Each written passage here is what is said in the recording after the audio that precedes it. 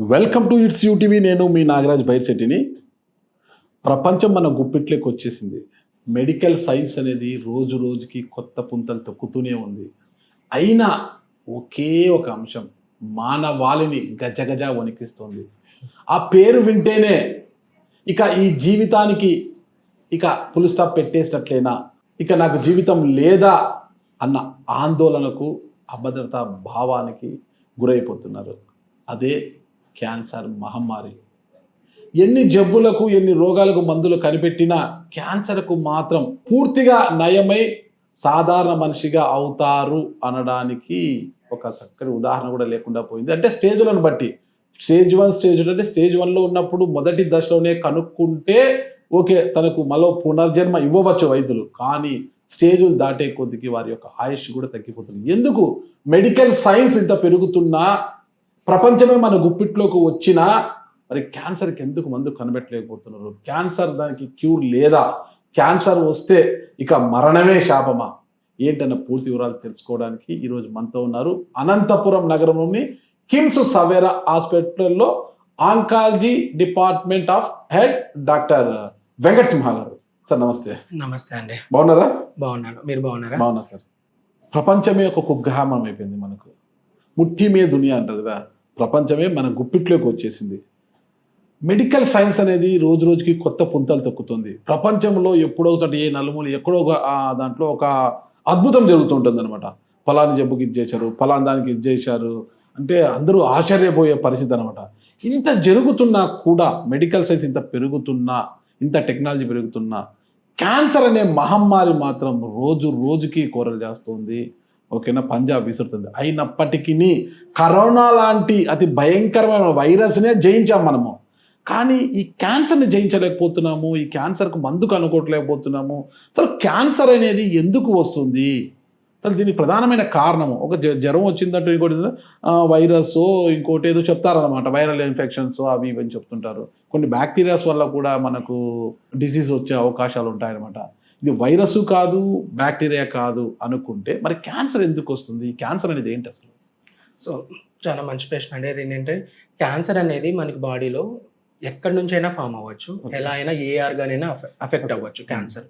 So cancer అనేది మామూలుగా మనకి ఏంటంటే జీన్స్ అనేవి ఉంటాయి బాడీలో జీన్స్ ఉన్నాయి. సెల్ మధ్యలో మనకి జీన్స్ అనేది ఉంటాయి. ఇప్పుడు మీలాగా అంతే ఉన్నారు, నేను నాలాగే ఉన్నాను. సో ఈ వేలు ఇలాగే ఉంది అంతే.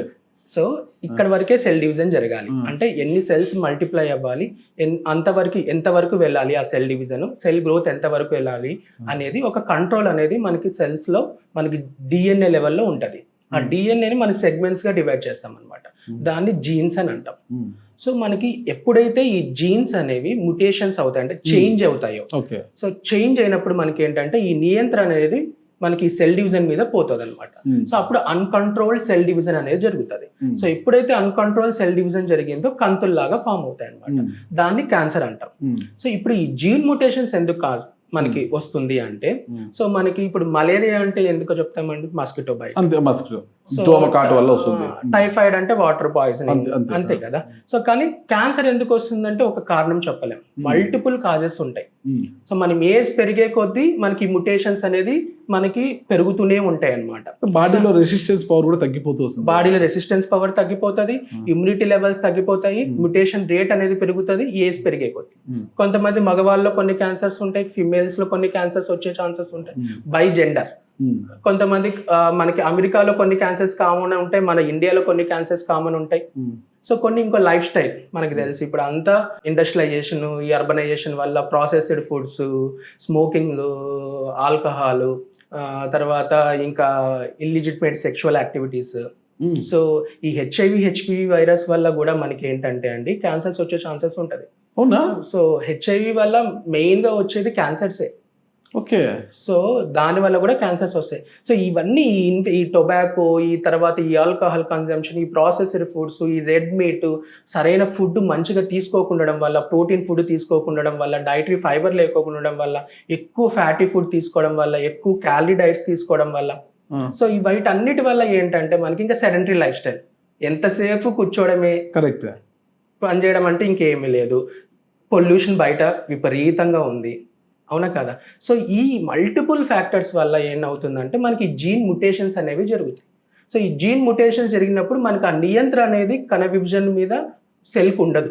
అప్పుడు ఇర్రెగ్యులర్‌గా, అన్‌కంట్రోల్‌గా డివైడ్ అవుతా ఉంటాయి. సో అప్పుడు ఏమైపోతది, కంతులు ఫార్మ్ అవుతాయి. దీన్ని క్యాన్సర్ అంటాం.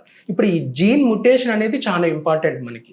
సో ఇప్పుడు మీరు ఇంత డెవలప్ అయింది డాక్టర్ గారు, కరోనాకు కూడా మీరు ఏదో అలాగా మనం స్టాప్ చేసుకోగలిగాం. దీన్ని ఎందుకు స్టాప్ చేయలేకపోతున్నాం అంటే cancer is very intelligent than corona. మన సైన్స్ కన్నా మన సైన్స్ కన్నా చాలా ఇంటెలిజెంట్. ఓకే. ఇప్పుడు మనము ఈ కర్రతో కొట్టాము అని అనుకోండి, ఒక 10 సెంటీమీటర్స్ లేకుంటే ఒక 1 మీటర్ కర్రతో దాన్ని కొట్టామనుకోండి, ఆ 1 మీటర్ కర్రతో కొట్టేటప్పుడు దానికి ఏదైతే దెబ్బ తగులుతుందో అది తట్టుకొని ఉండడానికి అది ట్రైన్ అయిపోతుంది కొన్ని రోజులకి. మళ్ళీ మనం ఇంకా లెంత్ను పెంచాలి, లేకుంటే ఆ విడ్త్ను పెంచాలి స్టిక్ తీసుకొని. సో అలాగ ప్రతిసారి మనం ఏ మెడిసిన్స్ యూజ్ చేసినా కూడా, సో ఇప్పుడు కీమోథెరపీ, టార్గెటెడ్ థెరపీ, ఇమ్యునోథెరపీ ఇన్ని ఉన్నాయి మనకి. సో ఇలాంటి మెడిసిన్స్ యూజ్ చేసినా కూడా ఏదో ఒక రెసిస్టెన్స్ మెకానిజం, అంటే దానికి మనం యూజ్ చేసే మెడిసిన్స్కి అది టాలరేట్ చేసుకోగలుగుతుంది, ఇంకా సర్వైవ్ అవ్వగలుగుతుంది అనమాట. సో ఆ బయాలజీ అలా ఉంటుంది అనమాట. ఆ జీన్ ముటేషన్స్ చేంజ్ అయిపోవడం వల్ల మనకి ఈ డివిజన్ అనేది స్టాప్ చేయలేకోకుండా ఉంటాం. ఇప్పుడు మన వరల్డ్ అంతా మూవ్ అవుతుంది ఈ రెసిస్టెన్స్ మెకానిజమ్స్ మీద. డ్రగ్స్ కనుక్కొని దానిలను కూడా మనము కంట్రోల్ చేయగలిగితే then it will be very better for cancer అనమాట in terms of treatment. Okay okay. Cancer అనే ఒక మహమ్మారి గురించి మరింత తెలుసుకునే ముందు నాకు ఇక్కడ ఆంకాలజీ డిపార్ట్మెంట్, మీరు హెడ్ ఆఫ్ డిపార్ట్మెంట్ కదా, వెంకట సింహ గారి గురించి తెలుసుకోవాలనుకుంటున్నా. మీ ప్రాపర్ ఎక్కడ సార్? నా ప్రాపర్ అనంతపురే అండి. అనంతపురమా? అనంతపురం. నా స్కూలింగ్, ఇంటర్మీడియట్ మొత్తం అంతా కూడా అనంతపూర్లో. ఇక్కడే చదివారు? ఇక్కడే చదివాను. Okay. So medicine Andhra medical college Vizag. So MD medicine. So DM medical oncology మన కిద్వాయ్ క్యాన్సర్ ఇన్స్టిట్యూట్ బెంగళూరులో. క్యాన్సర్ కి ఫేమస్ కిద్వాయ్, అక్కడే చేశారా? అక్కడే చేశారు. సో అప్పుడు ఏంటంటే పోస్ట్ 2K19 ఏంటంటే I have now 7 to 8 years experience. So ఇప్పుడు ఏంటంటే అప్పట్లో నాకు ఇక్కడ అనంతపూర్లోనే చెయ్యాలని ఉన్నింది, కానీ మనకు అంత స్కోప్ లేకుండా ఉన్నింది అనంతపూర్లో. There is no good platform KIMS Savera వచ్చిన తర్వాత ఐ కెన్ బి. ఈ మధ్యలో I worked for Kidwai as assistant professor and even Apollo and Yashoda hospitals. So ఇంకా నాకు మన ప్రజలకి, మన లోకల్ వాళ్ళకు చెయ్యాలి అనేది చాలా ఉందన్నమాట ఫస్ట్ నుంచి. సో అందుకోసం ఐ జస్ట్ రిటర్న్ బ్యాక్ అన్నమాట. మెడిసిన్ అయిపోయి మీరు దాదాపు 8 years ఎక్స్పీరియన్స్, మీరు పాల బుగ్గల కుర్రలాగా ఇంకా చాలా స్మార్ట్ గా ఉన్నారు మీరు అసలుకి. థ్యాంక్ యూ అండి నారాజ్ గారు. నాన్నగారు ఏం చేస్తుంటారు? Daddy retired civil engineer, panchayat raj department. Oh super. ఏం పేరండి నాన్నగారి పేరు? పి లక్ష్మణ్ అని. పి లక్ష్మణ్. అమ్మగారు? అమ్మగారు housewife. Housewife. Okay. ఎంతమంది సిస్టర్స్? ముగ్గురు సిస్టర్స్. ఓకే. అందరు ఎల్డర్లే, అందరు సెటిల్ అయిపోయారు. ఏం చేస్తుంటారు సిస్టర్స్? మీ సిస్టర్స్ ఏమో, పెద్ద సిస్టర్ ఏమో, ఫస్ట్ సిస్టర్ అయితే ఫైనాన్స్ చూసుకుంటుంటుంది, ఆమె ఇక్కడే ఉంటది. సెకండ్ సిస్టర్ యుఎస్ లో settled, they are both are engineers, software. So third sister ఇద్దరు డాక్టర్స్ అన్నమాట. మన కొత్తగూడెం సింగరేణి మెయిన్ హాస్పిటల్లో అక్క చీఫ్ జనరల్ ఫిజిషియన్, బావ రేడియాలజిస్ట్. ఓకే. మీరు? నా వైఫ్ డెంటిస్ట్. మీ వైఫ్ డెంటిస్ట్. మళ్ళీ ఏంటి మీరు డెంటిస్ట్ వైపు వెళ్ళిపోయారు వైఫ్ ని? అంటే ఆయన ఏం లేదు, అరేంజ్డ్ మ్యారేజ్. సో అదే కొంత డౌట్ వచ్చింది అనమాట. సెట్ అయింది అలాగా. అంటే మీకు మెడికల్ ఫీల్డ్ లో ఎవరు తారసపడలేదా, లేక డెంటల్ తో సరిపెట్టుకుంటామని మేడం చూస్ చేసుకున్నారా? లేదండి, అంటే నేను నా డెస్టినీ నమ్ముతాను. So it happened like that, అంతే. ఓకే. ఎంతమంది కిడ్స్ మీకు? ఒక పాప. పాప ఏం చదువుతున్నారు ఇప్పుడు? ఇంకా 3.5 years. 3.5. చిన్న పాప. Okay okay. సరే. స్థానికంగా ఉండాలి, లోకల్ పబ్లిక్కి మనం జబ్బు నయం చేయాలి, చాలా ప్రేమగా చూసుకోవాలనే ఉద్దేశంతో ఒక కార్పొరేట్ ఆసుపత్రి నుంచి ఇక్కడికి అనంతపురంకి వచ్చి, ఇది కూడా ఒక కార్పొరేట్ ఆసుపత్రి, ఇక్కడికి వచ్చి జాయిన్ అయ్యారు కదా. ఇక్కడ ఎలా ఉంది, అక్కడికి ఇక్కడ అనుభవం ఎలా ఉంది మీకు? బాగానే ఉందండి, same, there is no difference. మనకి ఇప్పుడు కిమ్స్ అవిరాలో కూడా, నేను ఇప్పుడు యశోద సికింద్రాబాద్ నుంచి ఇటు వచ్చా. So but on par standards ఉన్నాయి మనకి compare to Yashoda Secunderabad. So మనకి ఇక్కడ ఏంటంటే మామూలుగా క్యాన్సర్ అంటే మీరు చాలా వరకు ఏమి వింటారు, స్టాండ్ అలోన్ సెంటర్స్ ఉంటాయి. I don't want to tell names, అంటే క్యాన్సర్ సెంటర్ అది ఎక్కువ హాస్పిటల్స్, కార్పొరేట్ హాస్పిటల్. మనకి ఇక్కడ ఏంటంటే మన అనంతపూర్లో ఫస్ట్ టైం మల్టీ స్పెషాలిటీ బ్యాక్గ్రౌండ్తో with world class facilities, even PET CT we have now. Okay. PET CT. And we have oncopathology, even interventional radiology, so and medical, surgical, radiation oncology, so everything with hi fi machines. Radiation oncology అంటే మీకు ఇక్కడ తెలుసు, తెలుసు 36 crores the machine cost. So అలాంటి machines on par with the other corporate hospitals in the cosmopolitan city మనకు ఇక్కడ availability ఇప్పుడు మనకి అనంతపూర్ వాళ్ళకు ఉంది. So I'm very much. And another thing is that మనకి ఇక్కడ ఎక్కువ ఏంటంటే కొంచెం బీపీఎల్ పేషెంట్స్ కొంచెం మనకి ఇది ఉంటుంది కాబట్టి సో ఆరోగ్యశ్రీ ఫెసిలిటీ ఉంది. That is a boon to our Anantapur public. So ఇంత పెద్ద డిస్టిక్కి ఇన్ని మండలాలు ఉన్నాయి, ఇన్ని విలేజెస్ ఉన్నాయి, సో పాపులేషన్ ఎక్కువ. సో వీళ్ళందరికీ కూడా మనకి ఆరోగ్యశ్రీ సర్వీసెస్ ఉన్నాయి. సో ఆరోగ్యశ్రీ సర్వీసెస్ అంటే ఇంకా మీకు తెలుసు, సో క్యాన్సర్ అంటేనే చాలా కాస్ట్లీ ట్రీట్మెంట్. సో అందరూ అఫోర్డబుల్ చేయలేరు, ఎంత బిలినియర్స్ అయినా కూడా ఒక చోట్లో ఫెడ్అప్ అయిపోతారు. సో అలాంటిది మనకి ఆరోగ్యశ్రీ సర్వీసెస్ ఉన్నాయి ఇక్కడ. ఓకే. అండ్ ఈవెన్ ఈహెచ్ఎస్ మనకి గవర్నమెంట్ అసిస్టెడ్ హెల్త్ స్కీమ్స్ ఉంటాయి, railways, CGHS, Arogya Bhadratha, Arogya Sahayatha, everything is there. And cash and insurance anyway it is there already. So మనకి ఇక్కడ మెయిన్ ఏంటంటే మల్టీ స్పెషాలిటీ బ్యాక్గ్రౌండ్తో క్యాన్సర్ సెంటర్ ఉండడం చాలా ఇంపార్టెంట్. ప్రతి చిన్న దానికి పేషెంట్ ఇక్కడ నుంచి అక్కడికి వెళ్ళాలి. బెంగళూరు, హైదరాబాద్, బెంగళూరు, హైదరాబాద్ అనే కాదు, ఇప్పుడు ఒక స్టాండర్లోన్ క్యాన్సర్ సెంటర్లో మాకు ఏమైనా ప్రాబ్లం పేషెంట్కి వచ్చింది అనుకోండి, మాకు ఒక ఒపీనియన్ కావాలనుకోండి, ఒక కార్డియాలజీ ఒపీనియన్ కావాలి, ఒక నెఫ్రాలజిస్ట్ ఒపీనియన్ కావాలి, వాళ్ళు ఎవరు ఉండరు అక్కడ. స్టాండర్లోన్ సెంటర్లో ఎవరెవరు ఉంటారు? ఓన్లీ ఆంకాలజిస్టులు ఉంటారు. ప్రతి చిన్న దానికి డాక్టర్ని పిలిపించాలి, లేకుంటే వెయిట్ చేయాలి.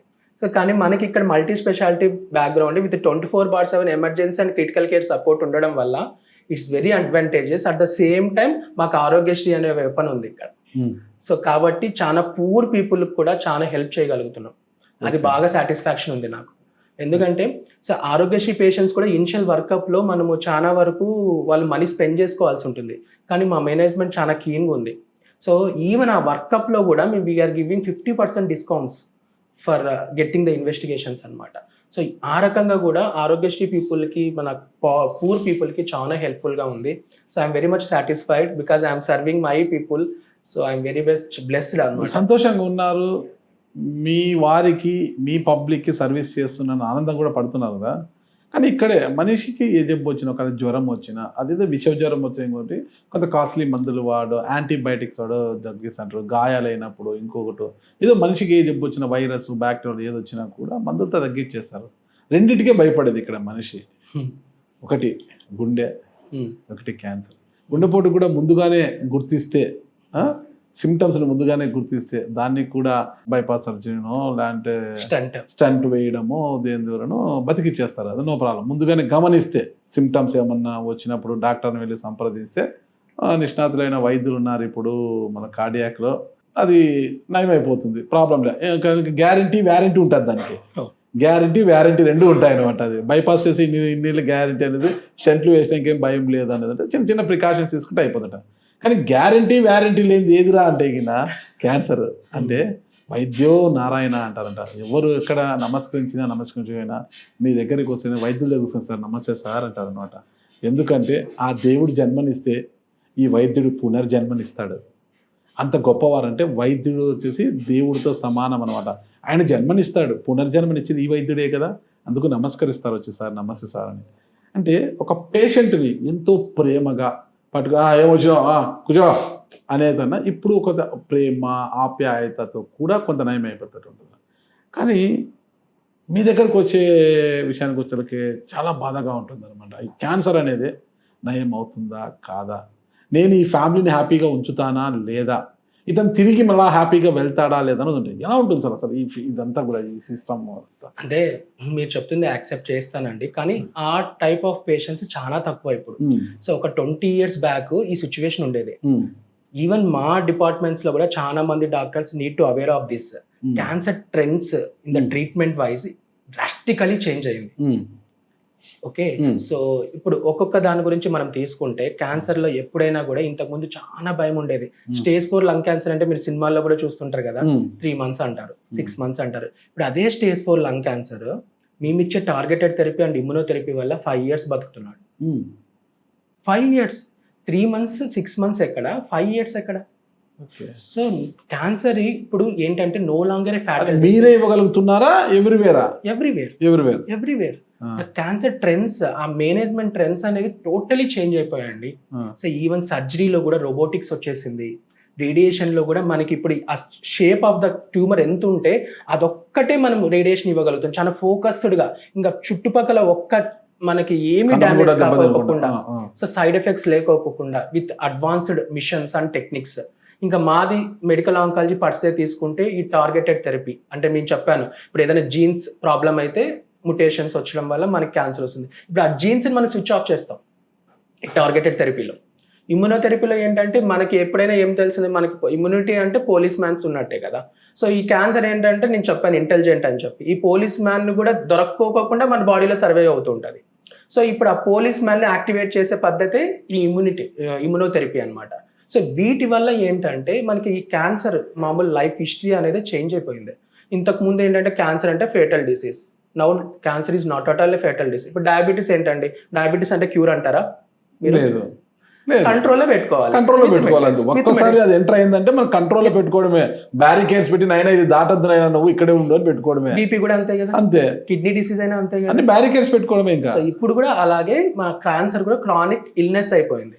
సో మనం ఈ barricades with this type of థెరపీస్తో పేషెంట్ లైఫ్ని even in stage 4, I'm not talking about stage 1 and stage 2 and stage 3, stage 4లో కూడా lung cancers, colorectal cancers 5 years survival on average ఉంది అంటే you can imagine now the development is what happened now because of all these techniques. The only thing is the cost barrier will be there, but at the same time there is a treatment for the cancer. Cancer is no longer a fatal disease, it is a manageable long standing disease. మన పురాణాలని మనం పరిశీలించినప్పుడు శాపగ్రస్తులు అని కొంతమంది ఉంటారు. మునుల శాపము, దేవతల శాపము ఉంటుంది. వాళ్ళకు ఒక శిలగా మారడము, లాంటి వయసు ముద్దు అయిపోవడము, ఏదో ఒక అంత విహీనంగా మారిపోవడము, రకరకాలు అంటే శాపగ్రస్తులు అంటారనమాట. శాప విమోచనం అంటూ వాళ్ళకు ఉంటుంది అనమాట. శాపం ఇచ్చిన వారే శాప విమోచనం కూడా చెప్తారంట, ఇది చేసుకో ఇంత నీకు శాప విమోచనం అవుతుంది అనేది. కానీ క్యాన్సర్ వారు మాత్రము ఒక శాపగ్రస్తులు అంటున్నారు అనమాట వాళ్ళని. ఇప్పుడున్న కలియుగంలో క్యాన్సర్ పేషెంట్ అంటే శాపగ్రస్తులు. అబ్బా వీళ్ళకు ఈ శాపానికి విరుగుడు ఉందా? ఉంది. సో అంటే ఏ స్టేజ్లో విరుగుడు ఉంది వీళ్ళకి? ఒక్కసారి శాపం వచ్చిన తర్వాత, శాపం ఇచ్చినప్పుడు కూడా ఇన్నేళ్ళు నీకు శాపం ఉంది, ఇన్నేళ్ల తర్వాత నీకు ఇది దీనివల్ల వీరి వల్ల నీకు శాప విమోచనం కలుగుతుంది అనేది చెప్తుంటారట అప్పుడు మునులు ఋషులు. మన సినిమాలో చూసాం. అలా ఇప్పుడు క్యాన్సర్ వచ్చిన పేషెంట్కి నీవు శాపగ్రస్తుడివే కానీ నీ శాప విమోచనం ఉంది అని ఎప్పుడు చెప్పగలుగుతారు పేషెంట్స్? ఇప్పుడు మనకి క్యాన్సర్ అనేది నాట్ ఏ సింగిల్ ఎంటిటీ అండి. సో మీరు క్యాన్సర్ అనేది మొత్తం అప్లై చేసేస్తున్నారు. So cancer is not at all a single entity. So cancer అనేది మనకి బాడీలో ప్రతి ఒక్క పార్ట్కి రాగలుగుతుంది. ఈచ్ పార్ట్లో 100 types ఉంటాయి. We cannot generalize the statement for the cancer అనమాట. సో ఇప్పుడు ఏంటంటే మనకి లంగ్ క్యాన్సర్స్, కోలోరెక్టల్ క్యాన్సర్స్ మనం తరచుగా చూసేది ఇవే కదండి.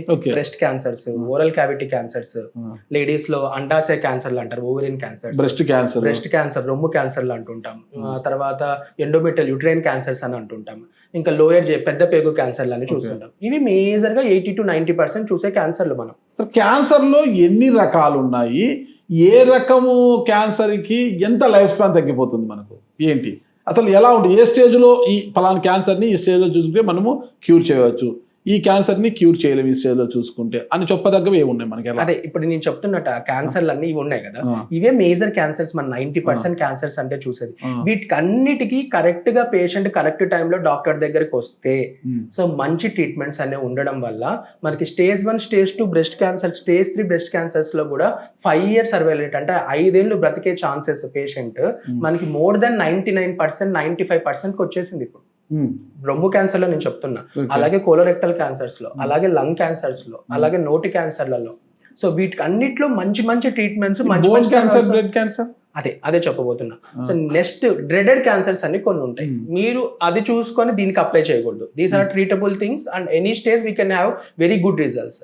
కొన్ని క్యాన్సర్స్ ఉంటాయి, ఇప్పుడు బ్రెయిన్ ట్యూమర్స్ ఉంటాయి, గ్లియోబ్లాస్టోమా మల్టీఫార్మే అని అంటాం. సో దాని సర్వైవల్ రేట్స్ మనం ఎంత యూజ్ చేసినా ఇప్పుడున్న అవైలబుల్ మెడిసిన్స్ లో కూడా మాక్సిమం ఒక 13 months, 12 months ఆన్ యావరేజ్ చెప్తున్నా. కొంతమంది 6 months పోయే వాళ్ళు ఉంటారు, కొంతమంది 13+ ఉండే వాళ్ళు కూడా ఉంటారు. బట్ ఆన్ యావరేజ్ ఒక 13 months, 12 months అని చెప్పగలుగుతాం. So with treatment, I'm telling, with available treatments now. అలాగే కొన్ని మెలనోమా అని అంటాం, స్కిన్ క్యాన్సర్స్, నల్లగా మచ్చలు ఉంటే పెరిగిపోతూ ఉంటాయి అన్నమాట. సో ఈ మెలనోమా అనే వాటికి సో ఇంకా లుకేమియస్ అని అన్నారు మీరు. ఆ లుకేమియస్ కాదు, కొన్ని ఏఎంఎల్ అనే వెరైటీ ఉంటుంది, అక్యూట్ మైలాయిడ్ లుకేమియాస్ అనేవి ఉంటాయి అనమాట. సో వీటిలలో ఏంటంటే మనకి ఈ డ్రెడెడ్నెస్ అంటే లిథాలిటీ అంటాం అనమాట, ఫేటల్ డిసీజెస్ అని అంటాం. సో మన ట్రీట్మెంట్ తీసుకున్నాక మనకి రిస్క్ ఆఫ్ డెత్ అనేది కొంచెం ఎక్కువ ఉంటుంది. సో అండ్ టైం పీరియడ్ కూడా మనకి యూజ్ చేసిన మెడిసిన్కి డ్యూరబిలిటీ అనేది కూడా మనకు ఆ రెస్పాన్స్ డ్యూరబిలిటీ అనేది కూడా చాలా తక్కువగా ఉంటుంది అనమాట. సో ఇంకోటి సార్కోమాస్ మీరు చెప్పారు ఇప్పుడు. సార్కోమాస్ అంటే కండరాలకు సంబంధించింది, మన కండలు ఉండే మజిల్స్ కానీ బోన్స్ నుంచి వచ్చేవి. సో ఆ దానిలో కూడా మనకి ఇప్పుడు ప్రెసెంట్గా అంత మన బాస్కెట్లో అన్ని మెడిసిన్స్ లేవు టు కౌంటరాక్ట్ దోస్ థింగ్స్ అనమాట. సో ఇవి కొంచెం పక్కన పెట్టేస్తే మిగతా క్యాన్సర్స్ అన్ని happily we can treat. So కాబట్టి నేను క్యాన్సర్ అనేది సింగిల్ ఎంటిటీ కాదండి, డిఫరెంట్ పార్ట్స్కి వస్తుంది, డిఫరెంట్ పార్ట్స్ లో డిఫరెంట్ టైప్స్ ఉంటాయి. మీకు ఈవెన్ మీరు బ్లడ్ క్యాన్సర్ అంటే అక్యూట్ ల్యూకేమియాస్ అంటాం కదా, సో ఈవెన్ అక్యూట్ ల్యూకేమియాస్ క్యూరబుల్, మీకు తెలుసా అది? ఎలా ఏంటి? With chemotherapies. ఇప్పుడు చిన్న పుట్టిన పిల్లోడికి క్యాన్సర్ వస్తుందంటారా రాదంటారా మీ ప్రకారం? పుట్టిన పిల్లల నుంచి ఎంత ఏజ్ ఉన్న వాళ్ళకి ఎవరికైనా క్యాన్సర్ రావచ్చు. సో పుట్టిన పిల్లలలో మనకి ఫస్ట్ 15 years ఆఫ్ ఏజ్ లో ఎక్కువ వచ్చేది బ్లడ్ క్యాన్సరే. కొంతమంది పుట్టుకతోనే బ్లడ్ క్యాన్సర్తో పుట్టుంటారు. అలాంటి వాళ్ళని మా కిద్వాయిలో, మీకు కిద్వాయి గురించి ఆల్రెడీ తెలుసు కాబట్టి, సో ట్రీట్మెంట్ తీసుకున్న పిల్లలు 2 years 3 yearsలో డయాగ్నోజ్ అయ్యి బ్లడ్ క్యాన్సర్ అంటే అక్యూట్ లుకేమియా, లింఫాయిడ్ లుకేమియా అని అంటాము, దాంట్లో ఆ వ్యాధి వచ్చి దాని తర్వాత ట్రీట్మెంట్ తీసుకొని వాళ్ళకి పెళ్ళిళ్ళు అయ్యి ఇప్పుడు 25-30 yearsలో వాళ్ళకి మ్యారేజ్ చేసుకొని వాళ్ళు ఎంబీబీఎస్ స్టూడెంట్స్ అయ్యి they are now marrying and they are pursuing MBBS course possible because of chemotherapy. అదే అంటున్నా, కొన్ని లుకేమియా ఇప్పుడు అక్యూట్ లుకేమియాస్ బ్లడ్ క్యాన్సర్ అంటే అంతే, ఇంకా అయిపోయింది, సినిమాల్లో చూపించినట్టు ముక్కులో కారుతుంది, సో ఇంకా అక్కడికి లైఫ్ ఎండ్. బోన్ మ్యారో చేస్తారు, bone marrow transplant. Okay, so bone marrow transplants, chemotherapy ఉంది ఇప్పుడు. సో ఈ రెండే మెయిన్ ఇంపార్టెంట్ థింగ్స్. కీమోథెరపీ అంటేనే చావుకు దగ్గర అంటారు కదా, అసలు దాంతోనే సగము జీవోత్సవం అయిపోతాడు. అసలు ఒక్కొక్కసారి కీమోథెరపీ స్టార్ట్ చేస్తే బాడీ అంతా పీకేస్తుంది అంటారు కదా, అసలు అది అపోహ అండి, అదేంటున్నా కదా. సో కరెక్ట్ గా మన ఆంకాలజిస్ట్ దగ్గరికి వెళ్ళి మనం కరెక్ట్ సైకిల్స్ ప్రకారం కరెక్ట్ డోసెస్ లో మనం ఇంటర్వెల్స్ మధ్యలో ఇచ్చుకుంటూ మంచిగా ట్రీట్మెంట్ చేసుకుంటే, ప్రిస్క్రైబ్డ్ ట్రీట్మెంట్ చేసుకుంటే సైడ్ ఎఫెక్ట్స్ అనేవి సింపుల్ పారాసిటమాల్ కూడా కడుపులో మంట వస్తుంది, తిన్న తర్వాతే వేసుకోమంటాం మంచిగా వాటర్ తీసుకొని. సో అలాంటిది మనకి ఈ క్యాన్సర్ కణాలు అనేది దుర్మాంసపు గడ్డలే కదా, wastage meet in the body కదా. సో అలాంటిని మనకి కరిగించాలంటే ఎంత పవర్ఫుల్ మెడిసిన్స్ వాడుతుంటాం, దానికి సైడ్ ఎఫెక్ట్స్ కొన్ని ఉంటాయి. జుట్టు రాలిపోవడం, నార్మల్ సెల్స్ కూడా బాగా మల్టిప్లై అయ్యేవి, మనకేంటి జుట్టు బాగా త్వరగా మల్టిప్లై అయ్యి మళ్ళీ పోతుంటది వస్తుంటది, స్కిన్ కూడా చేంజెస్ వస్తుంటాయి పోతుంటాయి. సో ఇలాంటి మనకి గట్ అనేది మ్యూకోజా అని ఉంటుంది, దీనిలో కూడా మనకి ఏంటంటే డైలీ టర్న్ ఓవర్ అనేది ఉంటుంది ఎపిథీలియం. సో వీటన్నిటిలో కొంచెం కాంప్లికేషన్స్ రావచ్చు. సో అలా అంటే జుట్టు రాలిపోవడం, ఆ జుట్టు రాలిపోయిన జుట్టు మళ్ళీ ట్రీట్మెంట్ ఎంత అయిపోయినాక ఇట్ ఈస్ రివర్సబుల్. ఇప్పుడు కొన్ని టెక్నిక్స్ వచ్చాయి, స్కాల్ప్ కూలింగ్ టెక్నిక్స్ అని చెప్పి. డ్యూరింగ్ ద కీమోథెరపీలో మనం ఆ స్కాల్ప్ కూలింగ్ మిషన్ పెట్టుకుంటే మనకి ఇక్కడ ఏంటంటే కీమోథెరపీ అంతగా వెళ్ళదు, అప్పుడు జుట్టు రాలే ఛాన్సెస్ చాలా తగ్గుతాయి అన్నమాట. సో అలాంటివి ఉన్నాయి. సో ప్రతి దానికి ఉంది, నేను సైడ్ ఎఫెక్ట్స్ లేదన్నట్లేదు, కానీ కీమోథెరపీ వల్లనే పేషెంట్ డెత్ అవుతాడు. కీమోథెరపీ అంటేనే మాకు చాలు, క్యాన్సర్ అన్నా పర్లేదు మేము ట్రీట్మెంట్ చేయించుకొని కీమోథెరపీ వద్దు, కీమోథెరపీ చాలా పెయిన్ఫుల్, ఇలాంటివన్నీ జస్ట్ అపోహలండి. సో మీరు కరెక్ట్ డాక్టర్ దగ్గరికి వెళ్ళి కరెక్ట్గా ట్రీట్మెంట్స్ తీసుకుంటే ఈవెన్ 80 years వాళ్ళకి మేము కీమోథెరపీ ఇస్తున్నాం, they are coming and getting the treatment, they are happily living. So these అంటే మనకి ఏంటంటే మెయిన్ దాంతోపాటు న్యూట్రిషన్ చాలా ఇంపార్టెంట్ పేషెంట్. కీమోథెరపీ తీసుకున్నప్పుడు ప్రోటీన్ కానీ, డైటరీ ఫైబర్ కానీ, యాంటీ ఆక్సిడెంట్స్ కానీ, వాటర్ మంచిగా తీసుకోవడం కానీ, సో ఇలాంటివి కొంచెం పర్సనల్ హైజీన్ మెయింటైన్ చేయడం కానీ, ఇలాంటివన్నీ చాలా ఇంపార్టెంట్. ఈ ప్రికాషన్స్ తీసుకుంటూ డాక్టర్ అడ్వైస్ తీసుకుంటే they can happily go chemotherapy cycles అనమాట. ఇంత ప్రాబ్లం అంటూ ఏముండదు. ఇప్పుడు మీరు చెప్పారు అక్యూట్ ల్యూకేమియా పేషెంట్ డెత్ అయిపోతారు అనేది మీ వర్షన్, కానీ వాళ్ళు లేదండి, చిన్నపిల్లలు 3 yearsలో డయాగ్నోజ్ అయిన వాళ్ళు హ్యాపీగా 25 years 28 years వరకు వచ్చి ఎంబీబీఎస్ చదువుకొని మ్యారేజ్ చేసుకొని స్వీట్స్ పట్టుకొని వస్తున్నారు మా దగ్గరికి. So you saved our lives అన్నట్టు. అసలు కీమోథెరపీ అంటే ఏంటి, అసలు ఎందుకు చేయాలి? క్యాన్సర్ పేషెంట్ అనగానే కీమోథెరపీ అంటారు అనమాట. ఎందుకు అసలు కీమోథెరపీ ఏంటి, ఇది ఎలా పనిచేస్తుంది క్యాన్సర్ గడ్డల పైన? ఎర్లీ స్టేజెస్ లో మనకి surgery main important. Surgical oncologist, surgical ఏ స్టేజ్ వరకు సర్జరీ చేస్తారు? యాక్చువల్గా 4th స్టేజ్ వరకు కూడా కొన్ని క్యాన్సర్స్లో చేస్తాం. ఈ స్టేజ్కి లిమిట్ లేదు అనేది ఉండదు. ఈచ్ నేను చెప్పాను కదా, ఇప్పుడు బ్రెస్ట్ క్యాన్సర్ తీసుకున్నాం, మోస్ట్ కామన్ క్యాన్సర్ అదే కాబట్టి మనకి స్టేజ్ 3 వరకు we can do surgery. Stage 4లో అవసరం లేదు. సో స్టేజ్ 3 వరకు కూడా మనకి సర్జరీ ఉంటుంది, అలాగే కీమోథెరపీ ఉంటుంది, రేడియేషన్ ఉంటుంది. స్టేజ్ 4 వచ్చేసరికి ఓన్లీ కీమోథెరపీ ఉంటుంది. సో ఇక్కడ నేను చెప్పాల్సింది ఏంటంటే ఈ సర్జరీ, రేడియేషన్ ఏంటంటే లోకల్ థెరపీస్. ఎక్కడైతే ట్యూమర్ ఉందో అక్కడ ఆ ట్యూమర్ని తీసేస్తాం, లేకుంటే అక్కడ రేడియేషన్ వల్ల ఆ ట్యూమర్ని బర్న్ చేస్తాం. వెరాస్ కీమోథెరపీ అనేది టాబ్లెట్స్, ఇంజెక్షన్స్.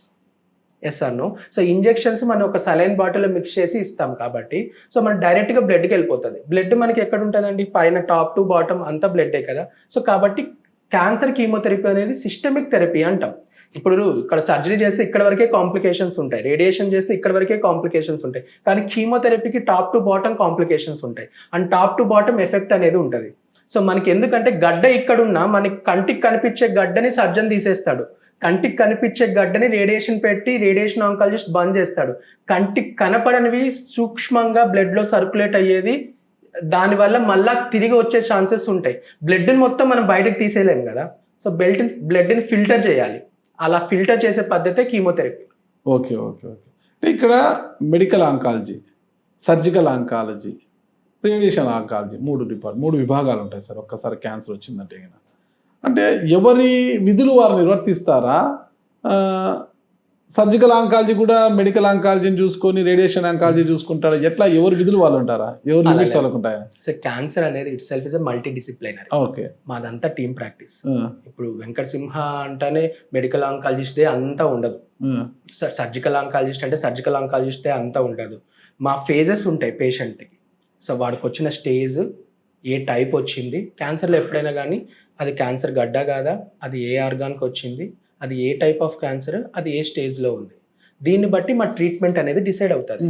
సో డిసైడ్ అయినప్పుడు సర్జరీ ముందు చేయాలా, లేకుంటే ఫస్ట్ ఇంజెక్షన్స్ పెట్టాలా, లేకుంటే రేడియేషన్తో పాటు ఇంజెక్షన్స్ పెట్టాలా, ఇవన్నీ ఫస్ట్ మేము ముగ్గురు కూర్చొని డిస్కస్ చేస్తాం ప్రతి పేషెంట్కి. దాన్ని ట్యూమర్ బోర్డ్ అంటాం. మీరు పేరు వినే ఉంటారు, ట్యూమర్ బోర్డ్ డిస్కషన్స్ అని అంటుంటారు. సో ట్యూమర్ బోర్డ్ డిస్కషన్స్ అంటే వీళ్ళు ముగ్గురు ఉంటారు. దాంతోపాటు ఆంకోపెథాలజిస్ట్, తర్వాత ఇమేజింగ్ చూసైన radiologist, onco radiologist and PET CT అనేది ఒక టెస్ట్ ఉంటుంది, న్యూక్లియర్ మెడిసిన్ స్పెషలిస్ట్. మేమందరూ కూర్చొని ఒక పేషెంట్కి ఒక ట్రీట్మెంట్ ప్లాన్ ఇస్తాం. ఇప్పుడు first stage, second stage breast cancer వచ్చిందండి, డైరెక్ట్గా ఏం చేస్తాం, మనము ఫస్ట్ సర్జరీ చేసేస్తాం. సర్జరీ చేసిన తర్వాత నేను కీమోథెరపీ ఇస్తాను, దాని తర్వాత రేడియేషన్ చేస్తాం, దాంతో ట్రీట్మెంట్ కంప్లీట్ అయిపోతుంది. కొంతమందికి స్టేజ్ 3 వచ్చింది, సో అప్పుడు ఏం చేస్తాం, ఫస్ట్ కీమోథెరపీ ఇస్తాం. ఎందుకంటే స్టేజ్ 3 అంటే కొంచెం గడ్డ సైజ్ పెద్దగా ఉంటుంది. సో దాన్ని డైరెక్ట్గా ఆపరేషన్ చేసే కన్నా ఫస్ట్ కొంచెం ఇంజెక్షన్స్ ఇచ్చి గడ్డ సైజుని తగ్గించి దాని తర్వాత సర్జరీ చేసి దాని తర్వాత రేడియేషన్ ఇస్తాం అనమాట. సో ఇలాగ ఈచ్ స్టేజ్కి, ఈచ్ పార్ట్కి, ఈచ్ టైప్కి, ఈచ్ స్టేజ్కి డిఫరెంట్ ప్రోటోకాల్స్ ఉంటాయి. సో ఈ ప్రోటోకాల్స్ ఫామ్ చేయాలంటే మాకు ట్యూమర్ బోర్డ్ అవసరం. కొన్ని కార్పొరేట్ ఆసుపత్రుల్లో మెడికల్ ఆంకాలజీనే మొత్తం చూసేస్తున్నారు, నా దృష్టికి కూడా వచ్చాయి. సర్జికల్ ఆంకాలజీ అంటే ఇంకా అదంతా నేనే చూసుకుంటా, అది మెడికల్ చూసుకుంటా, రేడియేషన్ నేను చూసుకుంటా, ఇది కొంత కాంపిటీషన్స్లో ఒకరే చూస్తున్న సందర్భాలు కూడా మనం గమనించాను కొన్ని ఆసుపత్రులలో. అవునండి, నేను నేమ్స్ చెప్పను, but it is not encourageable అనమాట. సో ప్రోటోకాల్ బేస్డ్ ట్రీట్మెంట్స్ వెళ్ళాలి అంటే సో మల్టీ డిసిప్లినరీ అప్రోచ్ ఉండాలి. అలాగే నేనే మంత్రి, నేనే రాజు అన్నట్టు అన్ని నేనే చేసేస్తానంటే రిజల్ట్స్ కూడా ఆటకాటకే ఉంటాయి. ఇప్పుడు I'm expertised in my chemotherapy, targeted and immunotherapy. A surgical oncologist having expertise in surgical aspects. Brachytherapy is one form of radiation అనమాట. సో మనకి కొన్ని అది హై డోస్ బ్రాకీథెరపీ రేడియేషన్స్ అని అంటాం అనమాట. వీక్లీ ఇస్తుంటాం అది. సో అవి ఏంటంటే సర్వైకల్ క్యాన్సర్లో ఎక్కువ యూజ్ చేస్తుంటాము అండ్ ఎండోమెట్రియల్ క్యాన్సర్, యూట్రైన్ క్యాన్సర్స్లో యూజ్ చేస్తుంటాం. నార్మల్ రేడియేషన్కి దీనికి ఏంటంటే రేడియేషన్లో నార్మల్ రేడియేషన్ మిషన్ ద్వారా ఇస్తామన్నమాట. ఇక్కడ కొన్ని ఎలక్ట్రోడ్స్ స్పెసిఫిక్ పార్ట్లో పెట్టి మనము రేడియేషన్స్ ఇస్తామన్నమాట. So both are same only, both are ultimately deliver the radiation. ఇక్కడ మిషన్ ద్వారా వస్తుంది, ఇక్కడ కొన్ని ఎలక్ట్రోడ్స్ ద్వారా, ఒక ఐసోటోప్స్ ద్వారా వస్తుంది అనమాట. సో అది సర్వైకల్ క్యాన్సర్లో ఎక్కువ యూజ్ చేస్తాం బ్రాకీథెరపీ. ఓకే, అంటే ఒక్కసారి ఈ క్యాన్సర్ వచ్చిందంటే వాడు చావుకు దగ్గర అయ్యాడు అంటుంటారు, వాడు సగం చచ్చిపోయినాడు రా పాపము అంటుంటారు. ఆ సగం చచ్చిపోయిన వాడు ఆసుపత్రికి వస్తే ట్రీట్మెంట్ కోసము దేవుడు లాంటి డాక్టర్ బతికిస్తాడంటే గిన కొన్ని కార్పొరేట్ ఆసుపత్రుల్లో సగం చచ్చినోని ఇంకా చంపుతున్నారన్నమాట. డబ్బు డబ్బు డబ్బు డబ్బు 10 రూపాయలు అయ్యే మెడిసిన్ని కూడా 100 రూపాయలు చెప్పి ఒక్కసారి జాయిన్ అయితే లక్షలు పిండుకుంటున్నారు. హైదరాబాద్లోనే కొన్ని కార్పొరేట్ ఆసుపత్రులు చూస్తాం అన్నమాట. పెద్ద పెద్ద యాడ్స్ హోర్డింగ్లు కూడా పెట్టారు. వాడు సగం చచ్చింటాడు. వైద్యుడు అనేకి ఎన్నో కోట్లు ఖర్చు పెట్టి చదువుకొని వచ్చి ఉంటారు. కానీ సేవే పరమాత్మ ఉంటుంది. సేవ చేసేకే ఉంటాడు వైద్యుడు అనేవాడు. సరే వాళ్ళు సంపాదించాలి, ఎందుకంటే ఖర్చు పెట్టింటారు, ఊరికే రాదు, ఖర్చు పెట్టే చదివింటారు. కానీ దానికి డబల్ త్రిబుల్ సంపాదించడం ఒక పేరాశ పేరుకుపోతుంది వైద్యులలో కూడా ఇప్పుడు. అలా సగం చచ్చినోడు ఆసుపత్రికి కోసం వాడిని ఇంకా చంపుతున్నారు బిల్లుల పేరుతో. 10 రూపాయల మెడిసిన్ని కూడా 100 రూపాయలకి వేసేసి వాడిని చావగొట్టేస్తున్నారు. కొన్ని కార్పొరేట్ ఆసుపత్రులు లక్షలు పిండుకుంటున్నారండి. అసలుకి 50 లక్షలు 60 లక్షలు కోటి మినిమం 30 లక్షలు పెడుతున్నారండి మామూలు క్యాన్సర్ అనే ఆసుపత్రికి పోతే. ఏంటి దోపిడీ ఏంటి అసలుకి? సో దోపిడీ అనే దానికన్నా నేను ఫస్ట్ పాజిటివ్ ఫ్యాక్టర్స్ చెప్తాను దీంట్లో. మీరు చెప్పిన క్వశ్చన్లో డైరెక్ట్లీ నెగిటివ్ కాకుండా పాజిటివ్ ఏంటంటే కొన్ని మెడిసిన్స్, మనకు ఉండే మెడిసిన్స్ ఇప్పుడు రఫ్గా మీరు ఒక సర్జరీ చేయించుకున్నారు అనుకోండి, చెప్తున్నా కాస్ట్ చెప్తున్నా ఇక్కడ మీకు. సో ఎంత మేజర్ సర్జరీ అయినా వాడి కాంప్లికేషన్స్ రాదు, ఐసీయూ స్టే తక్కువ ఉందంటే ఒక 2 to 8 lakhs మనకి సర్జరీ అయిపోతుంది. ఎటువంటి సర్జరీ అయినా ఇప్పుడున్న కాస్ట్ ఆఫ్ దాంతో చెప్తున్నా. రేడియేషన్ సేమ్ అంతే అవుతుంది. కీమోథెరపీ జస్ట్ 1.5 lakhతో అయిపోతుంది, జస్ట్ కన్వెన్షనల్ కీమోథెరపీ నేను చెప్తున్నా. ఈ టార్గెటెడ్ థెరపీ, ఇమ్యునోథెరపీ వచ్చేసరికి ఏమవుతాయంటే ఫార్మా కంపెనీస్ మనకి ఇక్కడ మ్యానుఫ్యాక్చరింగ్ అలాంటివన్నీ మనం ఇంపోర్ట్ చేసుకుంటున్నాం కాబట్టి, so it is actually government policies అనమాట. మనకు వచ్చే ప్రైజెస్ అంత ఉన్నాయి. So targeted therapy is very costly. So డాక్టర్కి వచ్చేది ఒక ప్రైజ్ అయితే ఎంఆర్పి ఒక ప్రైజ్ ఉంటుంది అంటున్నారు. Know that thing only I'm telling. So that is for conventional medicines. నేను ఏదైతే చెప్తానో మన 20 years బ్యాక్ మీరు ఏదైతే మీరు అంటున్నారో ఆ మెడిసిన్స్కి ఆ మార్జిన్ అనేది ఉంటుంది. బట్ నేను చెప్పే మెడిసిన్స్ ఇప్పుడు ఏదైతే టార్గెటెడ్ థెరపీ, ఇమ్యునోథెరపీ అంటున్నామో ఆల్ ఓవర్ ఇండియా ఇట్స్ ఒకటే ప్రైస్. ఇప్పుడు ఒక ఇంజెక్షన్ కాస్ట్ 3 lakhs అనుకోండి, ఓకే, ఇమ్యునోథెరపీ కాస్ట్ నేను చెప్తున్నాను. వాడు కంపెనీ వాడే మనకి ఇంకొక 2-3 cycles ఫ్రీ ఇస్తాడు, మళ్ళీ ఇంకో సైకిల్ కొనుక్కోమంటాడు. అలాగా ఒక 1 year కలిపి ఒక 12 lakhs అవుతుందండి. దాంట్లో ఒక 5 injections వీడు కొనుక్కుంటాడు, మిగతా మొత్తం ట్రీట్మెంట్ అంతా కంపెనీ నుంచి అసిస్టెడ్ ప్రోగ్రామ్స్ వల్ల వస్తుంది. సో ఇక్కడ మీరు ఏం చెప్తున్నారంటే, సో పాజిటివ్గా తీసుకుంటే మనకు ఆ మెడిసిన్స్ రావడమే చాలా కాస్ట్లీ మెడికేషన్స్. సో అక్కడ మార్జిన్ అనేది టార్గెటెడ్ థెరపీలో, ఇమ్యునోథెరపీలో మనకి ఇప్పుడు ఒక 1000 rupees డ్రగ్ 10,000 అమ్ముతున్నారంటే 9,000 మార్జిన్ అనే కాన్సెప్ట్ ఉండదు కాస్ట్లీ మెడికేషన్స్లో. ఇక్కడ ఎందుకు ఎక్కువ అవుతుంది అంటే రిపీటెడ్ అడ్మిషన్స్ వల్ల. ఇప్పుడు నేను చెప్పాను ఇమ్యునోథెరపీ టార్గెట్ ఒక్కసారి స్టార్ట్ చేస్తే అయిపోలేదు. So they have to continue. ఎన్ని రోజులు కంటిన్యూ చేయాలి డాక్టర్ అంటే 1 year, 2 years, 3 years. ఎంత అవుతుంది చెప్పండి? ఒక ఇంజెక్షన్ 3 weeksకి మనము 3 lakhs అవుతుంది అంటే మళ్ళీ 4th week వచ్చేసప్పుడు మళ్ళీ ఆ ఇంజెక్షన్ తీసుకోవాలి. అప్పుడు పర్ మంత్కి ఎంత అవుతుంది? 6 lakhs అవుతుంది ఇమ్యునోథెరపీ టార్గెటెడ్ థెరపీకి. ఇలా ఉన్నాయి. కానీ మీరు చెప్పినట్టు కొంతమంది హాస్పిటల్స్లో సింపుల్ మెడికేషన్స్లో కూడా మీరు చెప్పినట్టు మార్జిన్స్ తీసుకోవడము, దట్ ఈస్ ఫాల్ట్.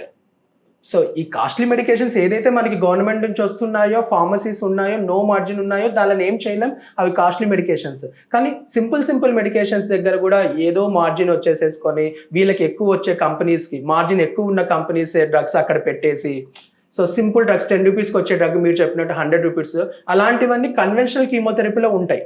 అంటే మీరు చెప్తున్నట్లుగా ధరల గురించి మనం చెప్పుకుంటే కొన్ని కార్పొరేట్ ఆసుపత్రులు మా దృష్టికి కూడా వచ్చాయన్నమాట. లక్షలు బిల్లు చేస్తుంటారు రోగితో, జనరిక్ మందులు ఎక్కువగా వాడుతున్నారనే ఒక కంప్లైంట్స్ కూడా వచ్చాయన్నమాట. జనరిక్ మందులు కూడా అలాంటి సందర్భాలు ఏమైనా సవేరాలో ఉంటాయంటారా? అంటే జనరిక్ల మందు అంటే మీరు వాటి లక్షలు బిల్లు చేస్తున్నారు, మంచి బ్రాండెడ్ మందులు ఏంది, కంపెనీ మందులు యూజ్ చేయలేదు, వాటి స్థానంలో జనరిక్ మందులు ఎక్కువ వాడుతున్నట్టు కంప్లైంట్ వస్తున్నాయి. దాని గురించి ఏమంటారు? That is really fault. We should not do. So but hospitals చూస్తున్నాయంటే it's up to them. But ethical place practice ఉన్నప్పుడు ఇట్స్ నాట్ గుడ్. ఏదైనా కానీ బిజినెస్ అండి. హాస్పిటల్, ప్రైవేట్ హాస్పిటల్ అనే బిజినెస్ అంతే. సో ఎథికల్ గా చేస్తే ఏదైనా కరెక్ట్ అంతే. ఎవరిదైనా బిజినెస్ అండి, కానీ విలువలు పాటించాలా దాంట్లో. నేను అదే ఎథికల్ వాల్యూస్ ఉంటే ఏదైనా కరెక్టే. అన్ఎథికల్ గా ఏది చేయొద్దు అంటా నేను. అన్ఎథికల్ గా చేస్తున్నారంటే they need to be punish. ఇప్పుడు టైం బాగున్నంత వరకు చేస్తారు. టైం బాగాలేని రోజు ఒకసారి నాగరాజు లాంటి వాళ్ళు ఎవరైనా తగిలారు అనుకోండి వాళ్ళకు, సో దే విల్ అంటే ఇంకా వాళ్ళ సూప్ వాళ్ళే చేసుకున్నట్టు అనమాట. నేనే అలాంటి జరిగే ఇన్స్టిట్యూషన్స్ ఉన్నాయి, నేను లేదనట్లేదు. అలాంటి డాక్టర్స్ ఉన్నారు. ప్రతి చోట గుడ్ ఉంటుంది, బ్యాడ్ ఉంటుంది. కరెక్ట్. మనం ఏ పాత్రలో ఉన్నాం అనేది మనం ఇంపార్టెంట్. కానీ క్యాన్సర్ని మనం ఒకసారి పరిశీలిస్తే అంటే అట్టడుగు స్థాయి వారి కన్నా ధనికులు మిడిల్ క్లాసు ఎక్కువగా వస్తుంటుంది, మనం గమనించామన్నమాట. అట్టడుగు స్థాయిలో చాలా తక్కువ శాతం ఉంటుందంట. ఎందుకు ఈ వేరియేషన్ ఉంటుంది ఇదొక అంటే? మిత్, ఇదొక మిత్, అపోహ. అవునా? So, అలా ఏం లేదు. క్యాన్సర్ లో బాగా సీఎం అయినా, పిఎం అయినా, పొలిటీషియన్ అయినా, సినిమా యాక్టర్ అయినా, స్పోర్ట్స్ వాడేవాడైనా, వాడు బీపీఎల్ పేషెంట్ అయినా, నార్మల్ కామన్ మ్యాన్ అయినా, ఎవరికైనా ఏ ఏజ్ లో అయినా ఏ పార్ట్ కైనా క్యాన్సర్ రావచ్చు. వీళ్ళలోనే ఎక్కువ వస్తుంది అంటే వీళ్ళల్లో కొన్ని ఫ్యాక్టర్స్ ఫేవరబుల్ గా ఉంటాయి బీపీఎల్ పేషెంట్స్ లో. వీళ్ళల్లో కొన్ని ఫ్యాక్టర్స్ వీళ్ళకి మీకు తెలుసు, life style, because of alcohol, tobacco, illicit drug abuses and illicit sexual practices, free life, high calorie foods, high fatty diet, sedentary lifestyles. So ఇలాంటి వాటి వల్ల మనకి ఈ అర్బనైజేషన్, ఇండస్ట్రియలైజేషన్, మనకి కాస్ట్ ఆఫ్ లివింగ్ ఇలాంటివన్నీ పెరిగిపోవడం వల్ల ఈ సెడెంటరీ లైఫ్ స్టైల్ వల్ల వీళ్ళకి వచ్చే క్యాన్సర్స్ ఎక్కువ ఉంటాయి అన్నమాట. అలాగే మనకి BPL patients because of mall nutrition, lack of personal hygiene, lack of awareness, వాళ్ళకి ట్రీట్మెంట్ చూపించుకోవడానికి కూడా వాళ్ళకి మనీ ఉండదు. So delay in the diagnosis, దీని వల్ల వీళ్ళల్లో కూడా కొన్ని క్యాన్సర్స్ ఆ మాల్ న్యూట్రిషన్ వల్ల, ఇన్ఫెక్షన్స్ వల్ల వచ్చే ఛాన్సెస్, ఓవర్ క్రౌడింగ్ వల్ల వచ్చే ఛాన్సెస్ ఉంటాయి. వీళ్ళల్లో ఉన్న వీళ్ళ రిస్క్ ఫ్యాక్టర్స్ వల్ల వీళ్ళకి వచ్చే క్యాన్సర్స్ ఉంటాయి. సో మనకేంటంటే cancer is not a just old man disease అనమాట. సో రిచ్, పూరు, ఓల్డ్, పుట్టిన పిల్లలకి అందరికీ వస్తుంది. సో ఎవరికైనా రావచ్చు క్యాన్సర్. సో మనకి వీళ్ళకున్న లైఫ్ స్టైల్, వాళ్ళ లైఫ్ స్టైల్ వల్ల వాళ్ళకు వచ్చే క్యాన్సర్స్ కొన్ని ఉంటాయి, వీళ్ళ లైఫ్ స్టైల్ వల్ల వీళ్ళకి వచ్చే క్యాన్సర్స్ కొన్ని ఉంటాయి. సో ప్రపంచ దేశాలతో పోలిస్తే మన భారతదేశంలో క్యాన్సర్ రేషియో స్త్రీ పురుషుల మధ్య ఎలా ఉంటుందంటారు? ప్రపంచ దేశాల్లో ఎక్కువ ఉంటుందా, మన భారతదేశంలోనే ఈ క్యాన్సర్ మహమ్మారి ఎక్కువ అవుతుందంటారు ఇప్పుడు? సో ఓవరాల్గా ఇప్పటిదిగా చూసుకుంటే మనకి ఒక గ్లోబోకాన్ అనేది ఒక డేటా ఉంటుంది. సో గ్లోబోకాన్ అంటే మనకి ఏంటంటే 36 కంట్రీస్, మనకి 185 ఇవే కంట్రీస్ ఉంటాయి కదా. ఈ 185 కంట్రీస్ 36 టైప్స్ ఆఫ్ క్యాన్సర్స్ ఉంటాయి. వీటికన్నిటికీ డేటా అనేది ఉంటుంది. ఎంతమంది కొత్త వాళ్ళు వస్తున్నారు, కొత్త మంది డయాగ్నోజ్ అవుతున్నారు, ఎంతమంది చనిపోతున్నారు, ఇలాంటివన్నీ. సో ఇలాంటి వాళ్ళ డేటా తీసుకుంటే మనం ఏమవుతుందంటే మన ఇండియాలో సో క్యాన్సర్ ఇన్సిడెన్స్ అనేది పెరుగుతుంది day by day. So present మన ఇన్సిడెన్స్ అంటే ఎంతమంది కొత్త వాళ్ళు డయాగ్నోజ్ అవుతున్నారంటే almost every year 15 lakhs diagnose అవుతుంటే దాంట్లో 9 lakhs మంది చనిపోతున్నారు క్యాన్సర్ వల్ల. సో దాంట్లో ఎక్కువ మంది ఫిమేల్స్ ఉంటున్నారు, మేల్స్ ఉంటున్నారు. So compare to males, females ఇంకా ఎక్కువ క్యాన్సర్ బారిన పడే వాళ్ళు కూడా ఉన్నారు బికాస్ ఆఫ్ బ్రెస్ట్ క్యాన్సర్. ఈ మధ్య కాలం బ్రెస్ట్ క్యాన్సర్స్ ఎక్కువ అయిపోతున్నాయి. అదే చెప్తున్నా, ఫిమేల్స్ లో మేల్స్ లో అన్ని చూసినా కూడా మనకి ఇప్పుడైతే ఇంతకు ముందు అయితే గర్భాశయ ముఖద్వార క్యాన్సర్, ఉట్రైన్ సర్వైకల్ క్యాన్సర్ అని. సో ఇప్పుడు బికాస్ ఆఫ్ స్క్రీనింగ్, దాని తర్వాత మన పర్సనల్ హైజీన్ బాగుండడం వల్ల, జనాలు మల్టీపారిటీకి వెళ్ళకపోకుండా వల్ల, ఈ ఇల్సిట్ సెక్షువల్ ప్రాక్టీసెస్, కొంచెం ఈ కాండోమ్స్ ఇవన్నీ యూజ్ చేయడం వల్ల, ఈ వ్యాక్సిన్స్ వల్ల సర్వైకల్ క్యాన్సర్ ఇన్సిడెన్స్ అనేది తగ్గింది. బ్రెస్ట్ క్యాన్సర్ నేను చెప్పినట్టు ఇప్పుడు ఫ్యాక్టర్స్ మీకు చెప్పాను, ఈ sedentary lifestyle, processed food, females లో కూడా స్మోకింగ్ ఉండడం, అసలు పెళ్లిళ్ళే చేసుకోకపోవడం, hormonal disturbances. Breast cancer is oestrogen dependent tumour. ఇప్పుడు పెళ్లిళ్ళు చేసుకోం మేము 30 years తర్వాత చేసుకుంటామంటే is a risk factor. Okay. Each pregnancy వల్ల మీకు కొంచెం cancer risk of getting breast cancer risk అనేది తగ్గుతుంది. మీకు తెలుసా? అది చాలా మందికి అది తెలీదు. సో మనం ఎంత మనకి ప్రెగ్నెన్సీ ఎంత మంచిగా 25 to 28 years కంప్లీట్ చేసుకుంటే ఎంత బెనిఫిట్ అనుకున్నారు లేడీస్కి? అది తెలీదు. బ్రెస్ట్ ఫీడింగ్ ఇవ్వరు. బ్రెస్ట్ ఫీడింగ్ వల్ల బ్రెస్ట్ క్యాన్సర్ రిస్క్ తగ్గుతుంది. అంటే ఇప్పుడు నేను అడిగే ప్రశ్న సైన్సే కాబట్టి, మనం మెడికలే మాట్లాడేది కాబట్టి తప్పులేదనుకుంటున్నా.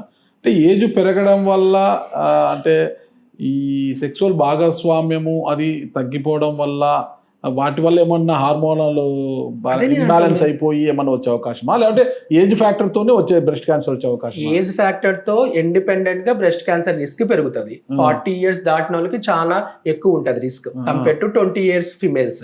ఎందుకు? నేను చెప్పాను కదా, మ్యూటేషన్స్. మనకి బాడీలో ఆ మ్యూటేషన్స్ కరెక్ట్ చేసుకునే రేట్ అనేది తగ్గిపోతా ఉంటది. ఏజ్ వచ్చే కొద్దీ మనకి ఎలాగైతే ముడతలు పడతాయో కదా, చేంజెస్ వస్తాయో, సెల్యులార్ లెవెల్లో కూడా చేంజెస్ వచ్చినప్పుడే బయటికి కనపడతాయి. మనకు ఆ రిపరేటివ్ మెకానిజమ్స్ అనేవి ఉంటాయి. అవనేవి మనకి చాలా తగ్గిపోతుంటాయి ఏజ్ పెరిగే కొద్దీ. ఎర్లీ ఏజ్ లోనే పెళ్లి చేసుకుని భార్యాభర్తలు హ్యాపీగానే ఉంటారు, మరి వాళ్ళకు కూడా బ్రెస్ట్ క్యాన్సర్స్ వస్తున్నాయి కదా ఇప్పుడు. ఎర్లీ ఏజ్ లో వచ్చే బ్రెస్ట్ క్యాన్సర్స్ కి ఫ్యామిలీ ఇన్సిడెన్స్ ఉంటది.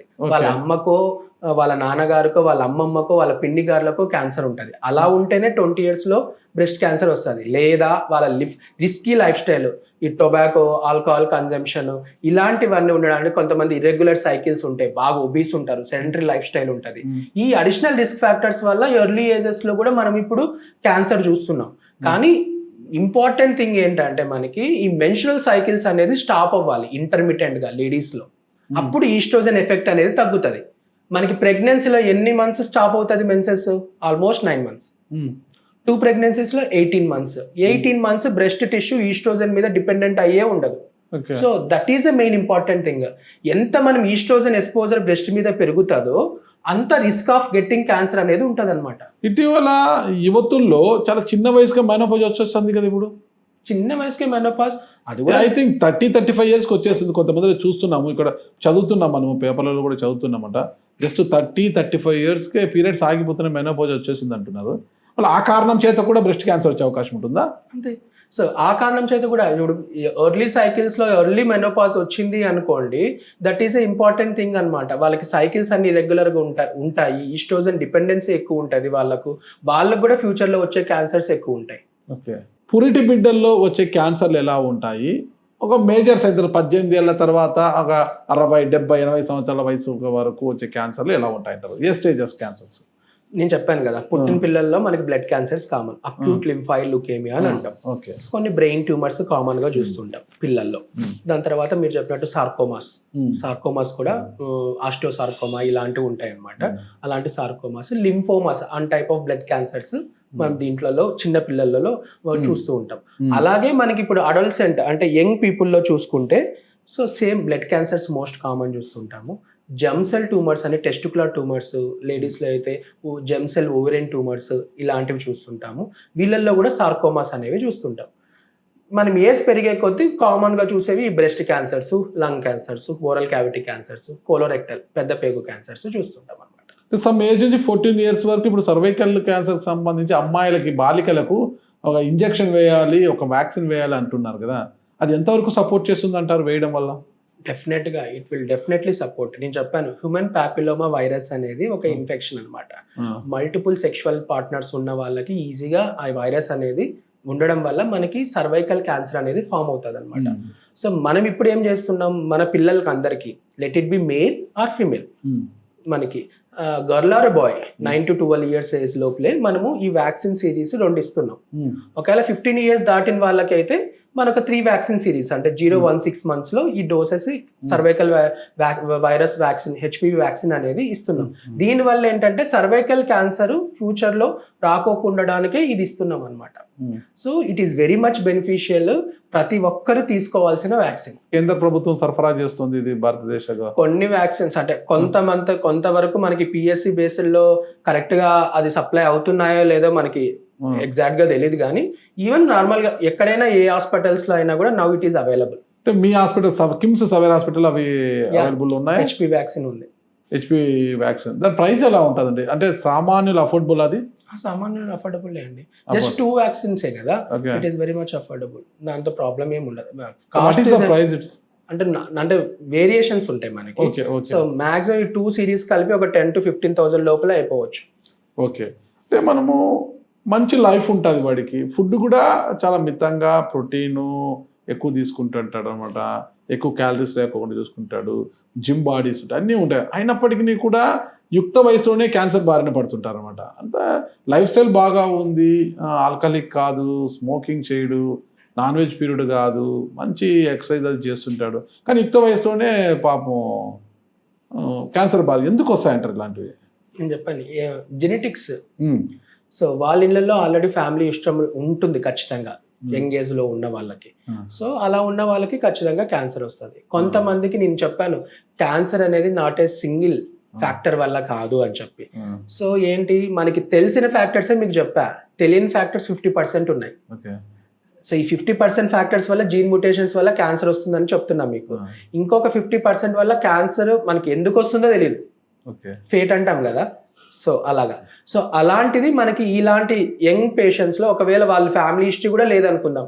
మంచి లైఫ్ స్టైల్ మీరు చెప్పినట్టు చాలా balanced diets, healthy life style ఇవన్నీ ఉందనుకున్నాం. ఈవెన్ దెన్ వాళ్ళకి క్యాన్సర్ వచ్చిందంటే ఇట్స్ ఫేట్. అంతే, దానికి ఏం దేర్ ఈస్ చేయలేం. నో రీజన్ ఫర్ దట్ అంటాం. నిశ్శబ్ద విప్లవము అని తెలుసు కదా మీకు. ఓకే.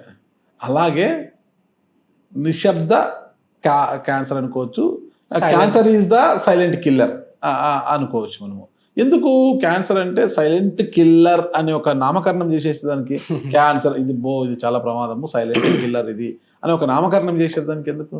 ఎందుకంటే కొన్ని మన క్యాన్సర్స్ అంటే ఫస్ట్ స్టేజ్లో సెకండ్ స్టేజ్లో ఏమైపోతుందంటే అండి, సో డిటెక్ట్ చేయలేం. బాడీలో మనకి ఏం చేంజెస్ తెలియవు. సో వాడు ఏం చేస్తాడు, వానికి ఏం సిమ్టమ్స్ లేవు కాబట్టి వాడు అసలు అబ్జర్వ్ కూడా చేసుకోండాడు. అందుకే సైలెంట్ అని అంటున్నాం అక్కడ. మనం మోస్ట్ ఆఫ్ ద టైమ్స్ మనం డిటెక్ట్ చేసే లోపలికి క్యాన్సర్ వెరీ అడ్వాన్స్డ్గా ఉంటుంది. దట్ ఈస్ అ మ్యాజిక్ అనమాట. That is a very unfortunate thing. ఎలా కనుక్కుంటారు క్యాన్సర్ బారిన పడిన వారిని ఎలా కనుక్కుంటారు? చెప్పాలంటే ఒక ఎగ్జాంపుల్ చెప్పాలంటే మా చెల్లి భర్త, అతను క్యాన్సర్. ఐ థింక్ నా వైఫ్ డాక్టర్ కాబట్టి, అంటే మేము ఊరికి వెళ్ళినప్పుడు ఆ ఊర్లో మా చెల్లి భర్త కొద్దిగా రక్తహీనతగా కనిపించాడు. కొద్దిగా ఏంటి మీరు చాలా ఇదిగా ఉన్నారు అని అడిగితే నా వైఫ్, నా చెల్లి భర్త, నేను బాగానే ఉన్నాను, నాకేంటి ఇదే బాగానే లేదు ఏదో తేడా ఉంది మీకు అది అని కొద్దిగా అదంతా చూసిందంట. తను చాలా రక్తహీనత ఎక్కువగా ఉన్నట్టు కనిపించింది. డౌట్ వస్తుందని మనం కొన్ని టెస్ట్ చేపిస్తే అతను క్యాన్సర్ అని తెలిసింది అనమాట. జస్ట్ అప్పటికే థర్డ్ స్టేజ్కి వచ్చారు. ఏం క్యాన్సర్ అన్నారు? అబ్డమెన్. మేబీ పేగు క్యాన్సర్ అయి ఉంటుంది, పెద్ద పేగు క్యాన్సర్ అయి ఉంటుంది. నో మోర్ అంటే అది కనుక్కోలేకపోవడం అనేది ఒక ప్రమాదకరమైనది. అంటే ప్రారంభ దశలోనే కనుక్కొని ఉంటే మనము ఒక దాన్ని ఆపేయగలిగే వాళ్ళేమో. అది ప్రారంభ దశ నుంచి ముందుకు వెళ్ళిపోయింది. అలా ఒక క్యాన్సర్ పేషెంట్ని మనం కనుగొనాలి అంటే ఎలా గుర్తించవచ్చు? ఇతను కొంత ఇబ్బందికరంగా ఉంది, తనకి ఏదో తేడా కొడుతుంది తనలో అని కనుక్కోండి. ఎలా కనుక్కోవచ్చు? అదే అంటున్నా, సిమ్టమ్స్ సటిల్ చేంజెస్ ఏమైనా ఉన్నా కూడా మనకి అట్లీస్ట్ మీ ఫ్యామిలీ ఫిజిషియన్ దగ్గర కన్నా వెళ్ళాలి. ఎందుకు ఇలా అవుతుంది? ఆ లక్షణాలు ఎలా ఉంటాయి? ఆ లక్షణాలు ఏంటంటే, ఇప్పుడు ఎక్కడైనా గడ్డలు వచ్చాయనుకోండి, సో అది ఏం నార్మల్ గడ్డలే అనుకొని జెండు బాంబు రాయడం ఇలాంటివన్నీ కూడా చేస్తుంటారు. సో ఎక్కడైనా గడ్డలు వచ్చినా కూడా మనకి అది క్యాన్సర్ అని ఒక అన్ని గడ్డలు క్యాన్సర్ కాదు మళ్ళీ. సో గడ్డలు వస్తే ఒక సస్పిషన్ ఏంటంటే క్యాన్సర్ ఏమైనా ఉందేమో అనేది మనం రీకన్ఫర్మ్ చేసుకోవాలి, వెదర్ ఇట్ ఈస్ అదని అనమాట. లేకోకుంటే వెయిట్ లాస్ మనకి ఏం తెలియదు. మీరు అన్నారు ఇప్పుడు బాగా పాలిపోయాడండి, కళ్ళు చూసాము, బ్లడ్ తగ్గిపోయినట్టు ఉంది, వెయిట్ లాస్ ఉండడం. వెయిట్ లాస్ ఉన్నా కూడా కొంచెం మంది నెగ్లెక్ట్ చేసేస్తుంటారు. బాగా నీరసం ఉంటుంది, మంచిగా తింటుంటారు కానీ ఎప్పుడు నీరసం అంటుంటారు. తరచుగా జ్వరం వస్తుంటుంది కానీ రీజన్ తెలియదు. ఇన్ఫెక్షన్ ఉండదు, ఏముండదు, యాంటీబయాటిక్ కోర్సులు వాడుతుంటారు కానీ తరచుగా జ్వరం వస్తుంటుంది, రీజన్ ఏంటో తెలియదు మనకి. సో ఇలాంటివి ఉన్నా కూడా. ఇంకోటి ఏంటంటే అల్సర్, ఏమన్నా మనకు మానని పుండ్లు ఉన్నాయనుకోండి, మనం డయాబెటీస్ అనుకుంటుంటాం, అది అండర్లయింగ్ క్యాన్సర్ కూడా అవ్వచ్చు. సో అలా ఇంకా లేకుండా మనకి ఎక్కడి నుంచైనా రక్తస్రావం అయిపోతుంది అనుకోండి, it's not a good thing. So definitely ఆ టైంలో కూడా ఫ్యామిలీ ఫిజిషియన్ని మనం అప్రోచ్ అవ్వాలి. సో ఇలాంటి కొన్ని చేంజెస్ ఏమైనా ఉన్నప్పుడు మనకి ఏమైనా కాఫ్ రికరెంట్గా వస్తున్నా, లేకుంటే మన వాయిస్ చేంజ్ అయిపోయినా, లేకపోతే మనకి మింగడానికి ఇబ్బంది అయినా, సో ఇలాంటివి ఏదున్నా కానీ నీకు బ్రెస్ట్లో చేంజెస్ ఏమైనా కనిపిస్తున్నా, సటిల్ చేంజెస్ మీరు స్నానం చేసేటప్పుడు ఏమైనా చూస్తున్నా, దాన్ని అలాగే నెగ్లెక్ట్ చేసుకుని అలాగే ఉండడం కన్నా ఇమ్మీడియట్గా మీ ఫ్యామిలీ ఫిజిషియన్ని కన్సల్ట్ అవుతే ఎర్లీగా మనకు దానికి కావాల్సిన టెస్ట్లు చేసుకుంటే it will be good, the outcomes will be good. ఒక డాక్టర్గా చెప్పండి, ఒక క్యాన్సర్ పేషెంట్ మీ దగ్గరకు వస్తాడు, వచ్చిన వెంటనే అబ్బా ఒక మంచి కేసు వచ్చింది, ఒక 30 లక్షలు 40 లక్షలు బిల్లు వస్తుంది మా ఆసుపత్రికి, నేను సేఫ్గా అని అనుకుంటారా? ఖచ్చితంగా ఇతనికి నేను పునర్జన్మనిచ్చి పంపాలి అని అనుకుంటారు? మనస్ఫూర్తిగా చెప్పండి మీరు. మనస్ఫూర్తిగా ఏంటంటే ఫస్ట్ అంటే I don't know other people, నా ఒపీనియన్ ఏం చూస్తాను, నేను ఎప్పుడు క్యాన్సర్ టెస్ట్కి పంపించినా క్యాన్సర్ రాకూడదు అనుకుంటా. ఓకే, ఫస్ట్ మీరన్నా క్యాన్సర్ వచ్చిన తర్వాత ట్రీట్మెంట్ కాస్ట్ గురించి మాట్లాడుతున్నారు, నాకు క్యాన్సర్ డయాగ్నోసిసే వద్దు అనుకుంటా నేను. నా పేషెంట్స్ ఎవరైనా వచ్చారనుకుంటే అబ్బా జస్ట్ మీరు అక్యూట్ లుకేమియా ఒకటి చెప్తానండి మీకు. ఏంటంటే బ్లడ్ క్యాన్సర్ ఎలా ప్రెజెంట్ అవుతుందంటే జస్ట్ 3 days ఆఫ్ ఫీవర్ ఉంటుంది, జస్ట్ డెంగ్యూ మలేరియా అనుకుంటారు, కానీ జస్ట్ టెస్ట్ చేస్తే బ్లడ్ క్యాన్సర్ అని చెప్తారు. ఎంత దారుణంగా ఉంటుంది చెప్పండి ఆ diagnosis for family. 3 days just fever వచ్చింది, ప్లేట్లెట్స్ తగ్గాయి, బ్లీడింగ్ అవుతుంది అని అనుకుంటే, ఏదో ప్లేట్లెట్స్ తగ్గింటాయో డెంగ్యూనో మలేరియా చికెన్ గున్యా అని అనుకొని పోతే డాక్టర్ టెస్ట్ చేసి బ్లడ్ క్యాన్సర్ అంటే how the father feel, how the family feel.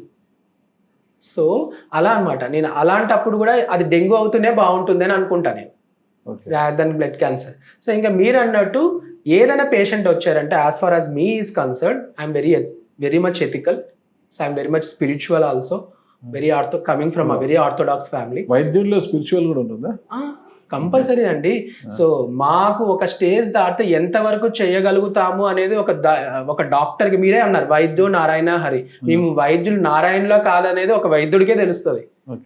అర్థమా? మేము దేవుళ్ళు లాంటి వాళ్ళం కానీ దేవుడైతే కాదు. కరెక్ట్. మళ్ళీ దేవుడు లాంటి వాళ్ళు, అంతేగాని దేవుళ్ళు అయితే కాదు. మాకు ఎక్కడ వరకు చేయగలము, ఎక్కడ వరకు చెయ్యలేము అనేది మాకే ఎక్కువ తెలుస్తుంది. So I just believe in God. So ఇంతవరకే నేను చేయగలుగుతాను, కానీ the best whatever it is there in my hands with my all energy I will do for my patient. వాడు వస్తూనే ఒక మనీ మిషన్ లాగా వాని దగ్గర ఇది 10 రూపీస్ చేసే టెస్ట్ని 100 రూపీస్ రాసి, 100 రూపీస్ చేసే మెడిసిన్ని 1000 రూపీస్ మెడిసిన్ రాసి, ఈ కట్స్ కోసము, టార్గెట్స్ కోసము, ఇలాంటివన్నీ నా దగ్గర ఉండవు. ఎందుకంటే కార్పొరేట్ ఆసుపత్రుల్లో మనం హైదరాబాద్ ఎక్కడ చూసుకున్నా డాక్టర్లకు టార్గెట్స్ ఉంటాయన్నమాట. ఇంత ఉండాలి, ఇన్ని ఒక్కొక్కసారి అవసరం లేని వాటికి కూడా సర్జరీలు చేయాల్సిన పరిస్థితి వస్తుంది వాళ్ళకు. తప్పదు, ఆ టార్గెట్ మించకపోతే మేనేజ్మెంట్తో ఇబ్బందులు వస్తాయన్నట్టు. అలాంటి ఇబ్బందులు ఏమన్నా లేదంటారా? బై గాడ్ గ్రేస్ ఇంతవరకు అలాంటి ఇబ్బందులు అయితే ఎక్కడ వస్తే ఏం చేస్తారు? No, I will definitely tell no. So I told even for this hospital management people, I want only ethical based practice. Being a senior in the team, I make sure that everybody will follow the certain protocols and guidelines and ethical values in the treatment.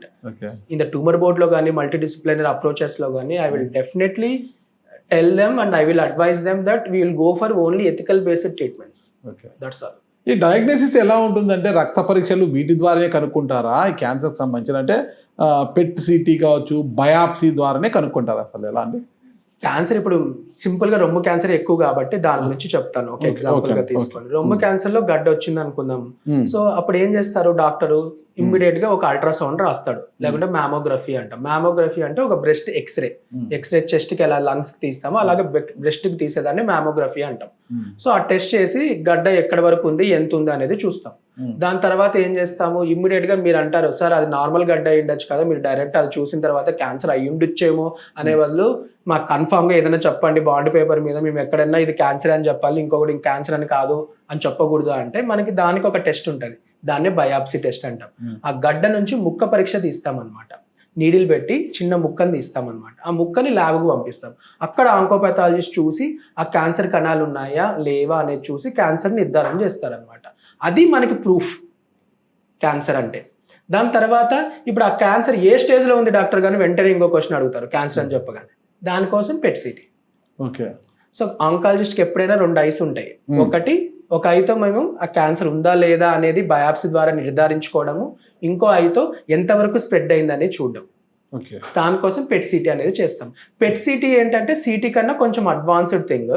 సిటీలో ఏముంటాయి? ఇక్కడ గడ్డ ఉంది, అది ఏ సైజులో ఉంది, ఎంత shape ఉంది, ఏ ఆర్గాన్లో ఉంది, ఎన్ని ఉన్నాయి గడ్డలు, ఇంతవరకే తెలుస్తుంది. ఆ గడ్డలు నిజంగా అది క్యాన్సర్ రిలేటెడ్ గడ్డలా కాదా అనేది మనకు తెలియదు. కానీ పెట్ సిటీలో ఏంటంటే మనకి అది కొంచెం ఫంక్షనల్ స్కాన్ వల్ల అది క్యాన్సర్ రిలేటెడ్ యాక్టివిటీ ఆ గడ్డల్లో ఉందా లేదా అనేది కూడా మనం చెప్పొచ్చు అనమాట. సో ఇది పెట్ సిటీ అనేది స్టేజింగ్ కోసం యూజ్ చేస్తాం, బయాప్సీ అనేది కన్ఫర్మేషన్ కోసం యూజ్ చేస్తాం. ఈ 2 టెస్ట్ల ద్వారా మనకి క్యాన్సర్ అనేది కన్ఫర్మ్ అవుతుంది. దాని తర్వాత అది ఏ స్టేజ్లో ఉందని చెప్తాము. దాని తర్వాత ట్రీట్మెంట్ ప్లాన్ చేస్తాం. స్టేజ్లో చెప్తున్నారు కదా, ఫస్ట్ స్టేజ్ చెప్తారు, ప్రారంభ దశ ఉంది, చేసి లిటిల్ బిట్ ట్రీట్మెంట్తో పోతా అంటారు. సెకండ్ స్టేజ్ కొంత ఇదండి పర్వాలేదంటారు. థర్డ్ స్టేజ్ కొంత చూసుకోవాలంటే. 4th స్టేజ్ ఇక ఇయర్స్ అండి, ఒక 1 year 2 years అని టైం పెట్టేస్తారంట. ఎందుకు 4th స్టేజ్ వరకే ఆపేస్తున్నారు? 5th స్టేజ్కి ఎందుకు పోలేరు అసలు? సో 5th స్టేజ్ అనేది ఎందుకు లేదో నాకు కూడా తెలీదు. మీరే అడుగుతుంటే నేను ఇప్పుడు ఆలోచించాలి. ఎందుకంటే స్టేజ్ 4 అంటే ఇప్పుడు కూడా మళ్ళీ బ్రెస్ట్ క్యాన్సర్ గురించే చెప్తాను, ఎందుకంటే మోస్ట్ కామన్ క్యాన్సర్ అదే కాబట్టి. సో రొమ్ము క్యాన్సర్ మనకి ఎక్కడైతే గడ్డ వచ్చింది అనుకోండి, అక్కడే ఉందనుకోండి, అది ఫస్ట్ స్టేజ్. దాని నుంచి ఒక 50% 3 dimensional గా స్ప్రెడ్ అయింది అనుకోండి, అది సెకండ్ స్టేజ్. దాని నుంచి మనకి ఒక 80% వరకు 3 డైమెన్షనల్గా స్ప్రెడ్ అయితే అది థర్డ్ స్టేజ్. అక్కడ నుంచి లంగ్స్కి వెళ్ళిపోయింది అనుకోండి, అది ఫోర్త్ స్టేజ్. ఓకే. సో లంగ్స్కి ఎలా వెళ్ళింది అంటారు మీరు? రొమ్ములో ఉండేది మీ ప్రకారం కామన్ సెన్స్ లంగ్స్ అంటారా? అంటే బ్లడ్ బ్లడ్. సో బ్లడ్కి వెళ్ళిపోయిన తర్వాత బ్లడ్కి మించి ఇంకా మనకి బాడీలో ఇంకేం లేదు. సో బ్లడ్ లో ఉంది క్యాన్సర్ అంటే అది స్టేజ్ 4 క్యాన్సర్ కాబట్టి ఇంకా స్టేజ్ 5 అనేది లేదు. Okay okay okay. అంటే స్టేజ్ 1 to స్టేజ్ 4 వరకు తీసుకుంటే ఈ ట్రీట్మెంట్ యొక్క మోడల్ ఎలా ఉంటాయంటారు? ఈ ట్రీట్మెంట్స్ అదే చెప్తారా, స్టేజ్ 1 2 3 4 ఏదైనా కూడా మల్టీ డిసిప్లినరీ సర్జరీ రోల్ ఉంటుంది, కీమోథెరపీ రోల్ ఉంటుంది, అవసరమైతే రేడియేషన్ ప్లస్ ఆర్ మైనస్ ఉంటుంది. సో ఫస్ట్ స్టేజ్ వాళ్ళకి సర్జరీ ఒక్కటే కీమోథెరపీ ఉండదు అనేది ఉండదు. ఫస్ట్ స్టేజ్ వాళ్ళకి సర్జరీ కీమోథెరపీ ఉంటుంది, సెకండ్ వాళ్ళకి అలాగే ఉంటుంది, థర్డ్ వాళ్ళకి అలాగే ఉంటుంది, ఫోర్త్ వాళ్ళకి ఓన్లీ కీమోథెరపీ ఉంటుంది, సర్జరీ రేడియేషన్ రేర్ గా ఉంటుంది. సో ఇది ఎలా చెప్తారు డాక్టర్ అంటే జనరలైజ్డ్ స్టేట్మెంట్స్, బ్లాంకెట్ స్టేట్మెంట్స్ ఇవ్వలేము అనమాట. సో ఆ బ్రెస్ట్ క్యాన్సర్ అంటే ఆ బ్రెస్ట్ క్యాన్సర్ ఏ రొమ్ముకి వచ్చింది, ఏ టైప్లో ఉంది, ఏ స్టేజ్లో ఉంది, ఇవన్నీ చూసుకొని మనం పర్టికులర్గా ఒక పేషెంట్కి ఈ ప్లాన్ అనేది చెప్తాం. ఓకే. సో కొంతమందికి స్టేజ్ 2 బ్రెస్ట్ క్యాన్సర్స్ ఈ పేషెంట్కి ఒకలాగిస్తాం, ఆ పేషెంట్కి ఒకలాగిస్తాం. సో అక్కడ కూడా సేమ్ స్టేజ్ అయినా కొన్ని డిఫరెన్సెస్ వల్ల ట్రీట్మెంట్ ప్లాన్ అనేది చేంజ్ అయిపోతుంది. ఇదంతా ట్యూమర్ బోర్డ్లో డిస్కషన్ జరుగుతుంది మాకు. సో బ్లాంకెట్ స్టేట్మెంట్స్ మనకి ఇవ్వడానికి అవ్వదు. ప్రతి స్టేజ్లో సర్జరీ రోల్ ఉండే ఛాన్సెస్ స్టేజ్ 1 to స్టేజ్ 3లో ఉంటుంది, chemotherapy role stage 1 to stage 4లో ఉంటుంది, రేడియేషన్ రోల్ కూడా స్టేజ్ 1 to స్టేజ్ 4 వరకు ఎక్కడైనా కానీ ఉండొచ్చు. ఏ స్టేజ్ వాళ్ళకి మీరు కీమోథెరపీ స్టార్ట్ చేస్తారు? వాటిలో అంటే ఎన్ని సైకిల్స్ ఇవ్వాల్సి వస్తుంది? ఏ స్టేజ్ వాళ్ళకి ఎన్ని సైకిల్స్ ఇవ్వాల్సి వస్తుంది? ఏ స్టేజ్ వాళ్ళకంటే ఇప్పుడు రొమ్ము క్యాన్సర్లో తీసుకుంటే స్టేజ్ 1 వాళ్ళకి కూడా ఇవ్వాల్సి ఉంటుంది. రొమ్ము క్యాన్సర్లో మినిమం 8 సైకిల్స్ ఇస్తామండి. సో ఎవ్రీ 3 weeks ఒకసారి ఇస్తాం. సో దానికి ఎందుకు కీమోథెరపీ ఎందుకు ఇస్తామని చెప్పాను మీకు. నేను సర్జరీ ఆపరేషన్ చేసేసారు, తీసేసారు, కీమోథెరపీ ఎందుకు డాక్టర్ అంటారు, అడుగుతారా లేదా? చాలా మంది ఎందుకు అడుగుతారు, కానీ మేము ఇవ్వాలండి అని ఎందుకు చెప్తాము, ఎందుకు ఇస్తాము. నేను చెప్పాను, సూక్ష్మంగా మనకి బ్లడ్ లో కొన్ని క్యాన్సర్ కణాలు సర్క్యులేట్ అవుతా ఉంటది, దానివల్ల మళ్ళీ క్యాన్సర్ వచ్చే ఛాన్సెస్ ఉంటది. సో దీనిని మనము బ్లడ్ లో ఫిల్టర్ చేసుకోవాలి. సో దానిలో బ్లడ్ ఫిల్టర్ చేసే పద్ధతే కీమోథెరపీ. ఇవన్నీ వద్దండి, ఇవన్నీ ఊరికే హెడ్ఏక్ అయిపోయినాయి. ఏంది క్యాన్సర్ క్యాన్సర్ క్యాన్సర్, అసలు క్యాన్సర్ బారినే పడకూడదు అంటే ఏం చేయాలి? అసలు మనిషి అనేవాడు ఏం చేయాలి? సో మీకు చెప్పాను, మీ ఏజ్ నా ఏజ్ మార్చుకోగలుగుతామా? కష్టం. మీరు ఫిమేల్ అవుతారా, నేను ఫిమేల్ అవ్వడం అవుతుందా? కాదు. అలాగే మనము ఇండియన్స్ దట్టు ఆంధ్రప్రదేశ్లో ఉన్నాము, మనము అమెరికన్స్ అవుతామా? కాలేము. సో మన ఫ్యామిలీలో మీ ఇంట్లో ఎవరికైనా హిస్టరీ ఉంది, మీరు ఏమైనా చేంజ్ చేయగలుగుతారా? కష్టం. సో ఇవన్నీ నాన్ మోడిఫైబుల్, అంటే మనం ఎలాగో దీని వల్ల వచ్చే రిస్క్ని ఆపలేము. సో వంశపారంపరంగానే ఎక్కువ వస్తుంటాయన్నా, కొత్తగా కూడా వచ్చేటివి కూడా ఉంటాయన్నమాట. ఎలా సాధ్యం ఇది? అదే అంటున్నా, వంశపారంపరంగా ప్రతి ఒక్క క్యాన్సర్లో ఉంటుంది అనేది కాదు. రొమ్ము క్యాన్సర్లో కానీ, అండాశయ క్యాన్సర్లో కానీ, గర్భాశయ క్యాన్సర్లో కానీ, పెద్ద పేగు క్యాన్సర్లో, వీళ్ళల్లో కొంచెము మనకి ఫ్యామిలీస్లో వచ్చే ఛాన్సెస్ ఉంటుంది. సో దీనిని మనం చేంజ్ చేయలేము. కానీ మీరు అన్నారు ఎలా నివారించుకోవచ్చు సార్ అంటే, నేను చెప్పాను లైఫ్ స్టైల్ హెల్తీగా పెట్టుకోవడం, మన ఫుడ్ ఏం తింటామో అది జాగ్రత్తగా తినడం. So high calorie high fatty foods avoid చేయడం. సో మంచి న్యూట్రిషన్ ప్రోటీన్ డైట్ ఎక్కువ తీసుకోవడం, పీచు పదార్థాలు అంటాం, ఆకుకూరలు, కాయగూరలు, fresh fruits, green leafy vegetables, dark coloured vegetables, ఇవన్నీ తీసుకోవడం, ఫ్రూట్స్ మంచిగా తీసుకోవడం, వాటర్ మంచిగా తీసుకోవడం, అన్నిటికన్నా ముందు సెడెంటరీ లైఫ్ స్టైల్ అవాయిడ్ చేయడం. ప్రతి 45 minutesకో లేకుంటే అట్లీస్ట్ మీరు ఆఫీస్లో ఉన్నప్పుడైనా కొంచెం వాక్ చేయడము, మార్నింగ్ టైమ్స్ ఖచ్చితంగా ఒక 1/2 hour 7 days ఒక 10,000 steps వేసేటట్టు వాక్ చేయడము, ఇది చాలా ఇంపార్టెంట్. సో ఇలాంటి టొబాకో ఆల్కహాల్ ఆపేయడము. సో నేనేంటంటే be faithful to your partners అంట, don't tell I never tell use condoms అన్నట్టు. So be faithful to your partners, personal hygiene మంచిగా ఉండడం. నేను చెప్పినట్టు వ్యాక్సిన్స్ కొన్ని, హెపటైటిస్ బి వ్యాక్సిన్ కూడా ఒకటి ఉంది, దానివల్ల మనకి లివర్ క్యాన్సర్స్ రాదు. అలాగే హెచ్పివి వ్యాక్సిన్ ఒకటి ఉంది, దానివల్ల సర్వైకల్ క్యాన్సర్స్. ఏజ్ వేసుకోవాలి ఇవన్నీ కూడా. హెపటైటిస్ బి వ్యాక్సిన్ పుట్టిన పిల్లలకే ఇస్తామండి మనం. మన వ్యాక్సినేషన్ మనం పిహెచ్సిలో ఇస్తారు, సబ్ సెంటర్స్లో వేస్తారు. So that is there. HPV vaccine ఇంకా ఇంక్లూడ్ చేస్తారో లేదో we have to see. But hepatitis B vaccine అయితే చిన్న పిల్లలకి వేస్తారు, 0, 1, 3 dosesతో వేస్తారు. ఒక చిన్న విషయం చెప్పండి సార్, అదే అనంతపురం మండలంకే వైద్య రంగంలో చాలా వెనకబడి ఉండింది ఇది. ఒక ప్రభుత్వ ఆసుపత్రి తప్పితే అంత పెద్ద ఆసుపత్రి ఏం లేదన్నమాట గతంలో. ఏమైనా పెద్ద జబ్బు వచ్చిందంటే ఇట్లా క్యాన్సర్ ఇట్లాంటివి ఏది వచ్చినా కూడా హైదరాబాద్, బెంగళూరు లేదంటే తిరుపతి ఇట్లా రెఫర్ చేసేవాళ్ళు. సరే ఇప్పుడు కొత్తగా కిమ్స్ సవేరాలో ఆంకాలజీ డిపార్ట్మెంట్ పెట్టారు. ఈ క్యాన్సర్ మహమ్మారి ఎక్కువైపోతుంది. సగం చచ్చిపోతున్నామని బాధపడే వారు కూడా బెంగళూరు, హైదరాబాద్ వెళ్ళి ఈ జర్నీలు చేసుకుంటేనే సగం ఇదైపోతున్నారు వాళ్ళు. అలాంటి వారికి సాంత్వన కల్పించి వారి జీవన ప్రమాణాలు, వాళ్ళ ఆయుష్ను పెంచుతాము అని ఒక మంచి ఆలోచనతోనే కిమ్స్ సవేరా ఇక్కడ ఆంకాలజీ డిపార్ట్మెంట్ పెట్టిందా? లేదా ఇప్పుడు క్యాన్సర్ అంటే డబ్బు దండిగా వచ్చేస్తుంది, త్వరగా సంపాదించేసుకోవచ్చు మనము, ఓకేనా, సచ్చిన వాడిని సగం చంపి డబ్బు పోగు చేసుకోవచ్చు అనే ఉద్దేశంతో పెట్టారు. చెప్పండి. The first factor is that we want to serve our people, but we will do ethical business. Okay. Because it's a corporate hospital. Okay. These two are the important things. So we have to balance ethical ga business cheyadamu, at the same time we are giving the service, we are giving the people, we have to serving the people with all ethical practice only, with guidelines and protocols. మీకు ఇప్పుడు చెప్పినట్టు already స్టార్టింగ్లోనే చెప్పా మాకున్న facilities అని చెప్పి. So ఈ facilities ద్వారా మనకు మా పబ్లిక్కి యూజ్ అయ్యేటట్టు చేసుకోవడమే తప్పితే వాళ్ళ నుంచి దుడ్లు దండుకోవడం అనే కాన్సెప్ట్ అయితే ఇక్కడ లేదు. So and we will give only ethical based practice and we will do only ethical business and at the same time Aarogyasri ఉంది. So that is important thing for the KIMS Savera cancer institute అనమాట. So మనకి మీరు చెప్పినట్టు ప్రతి చిన్న దానికి హైదరాబాద్, లేకుంటే బెంగళూరు, లేకుంటే కర్నూలు, లేకుంటే తిరుపతి కదా. సో అలాంటిది అవాయిడ్ చేయాలి. ఎందుకంటే ఒక్కరోజు ట్రీట్మెంట్ కాదండి దీంట్లో, ప్రతి సైకిల్స్ ఉంటాయి, ఎక్కువ రోజులు చూపించుకోవాలి, ట్రీట్మెంట్ అయిన తర్వాత కూడా ఫాలోఅప్ లో ఉండాల్సి ఉంటుంది. ఇవన్నీ చాలా కాస్ట్లీ ఎఫైర్స్. ఒక్కడే కాదు, ఫ్యామిలీ మెంబర్స్ అటాచ్డ్ గా వెళ్ళాలి, అక్కడ లాడ్జులు తీసుకోవాలి, అక్కడ అకామిడేషన్ ఇష్యూస్ ఇవన్నీ కూడా ఉంటాయి. ఇలాంటివన్నీ మనకి వద్దు, మనకి అనంతపూర్లో ఉండాలి ఒక క్యాన్సర్ సెంటర్, మన పబ్లిక్ యూజ్ అవ్వాలి అన్న మోటోతోనే we started the department. Okay sir, మనము టెక్నాలజీ పెరిగిపోతుంది, సైన్స్ పెరుగుతుంది అని చెప్పాము కదా, మనము మెడికల్ సైన్స్ కూడా బాగా పెరిగిపోయింది టెక్నాలజీని. ఇప్పుడు కొత్తగా ఆర్టిఫిషియల్ ఇంటెలిజెంట్ AI అనేది అన్నిటికీ అయిపోయింది అనమాట, ఓకేనా. మరి ఈ క్యాన్సర్ విభాగంలో ఈ ఆర్టిఫిషియల్ ఇంటెలిజెంట్ రోల్ ఎలా ఉంటుంది, ఆ పాత్ర ఎలా పోషిస్తుంది అంటారు? ఏమైనా ఉందా? ప్రస్తుతానికైతే ఏం లేదండి. ఏం లేదా?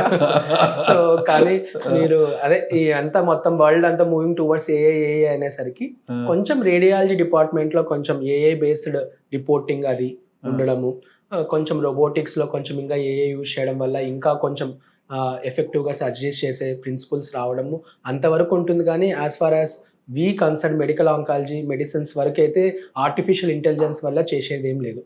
ఓకే. ఇంకా టెలిమెడిసిన్ అని వింటుంటాం కదా, ఈ క్యాన్సర్ విషయంలో టెలిమెడిసిన్ పాత్ర ఎలా ఉంటుందంటారు? చాలా అదంటే యాక్చువల్గా నాట్ ఎంకరేజబుల్ అండి. సో మనం ఇక్కడ కూర్చుంటారు, ఫోన్లలో మెసేజ్లు పంపిస్తారు, పేషెంట్ నేను చూడను, పేషెంట్ ఎలా ఉన్నాడో తెలియదు, ఏమీ తెలీదు, just they want the treatment అనమాట. So it is not encourageable. సో మనము ఎక్కడో ఫిలిమ్స్ పంపించి దాని ఇంటర్ప్రిటేషన్ అడగచ్చు, కానీ డైరెక్ట్గా దాన్ని ట్రీట్మెంట్లోకి మనం పేషెంట్ ఇది ఈ ట్రీట్మెంట్ అంతా నేను వాట్సాప్ మెసేజెస్లో పంపించడము, అది మళ్ళీ వాళ్ళు ఫాలో అవ్వడం, ఇదంతా ఖచ్చితంగా కమ్యూనికేషన్ గ్యాప్స్ అనేవి వస్తాయి. So that is not at all encourageable. So ఎప్పుడైనా ఏదైనా ప్రాబ్లం వచ్చింది అంటే ఎస్పెషలీ క్యాన్సర్, మాది టీమ్ బేస్డ్ అప్రోచ్ కాబట్టి they have to go to a doctor.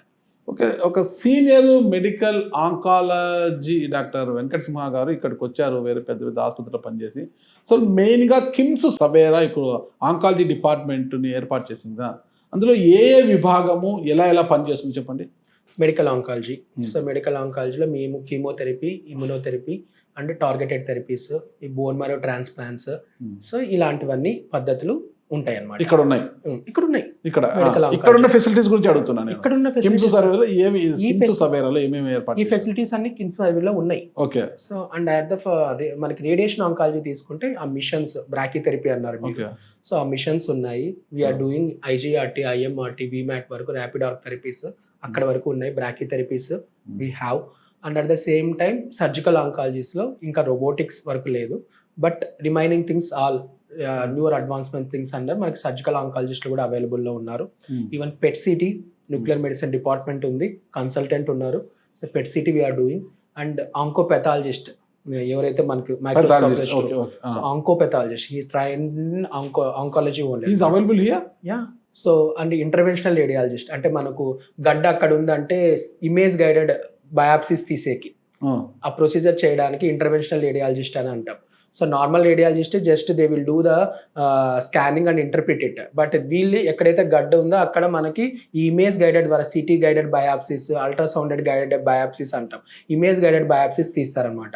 అలాంటి వాళ్ళు కూడా total demand palliative pain and palliative physicians అంటారు, అనస్థీషియా వాళ్ళు who are trained in this pain and palliative medicine వాళ్ళు ఉన్నారు. And we have a nutritionist.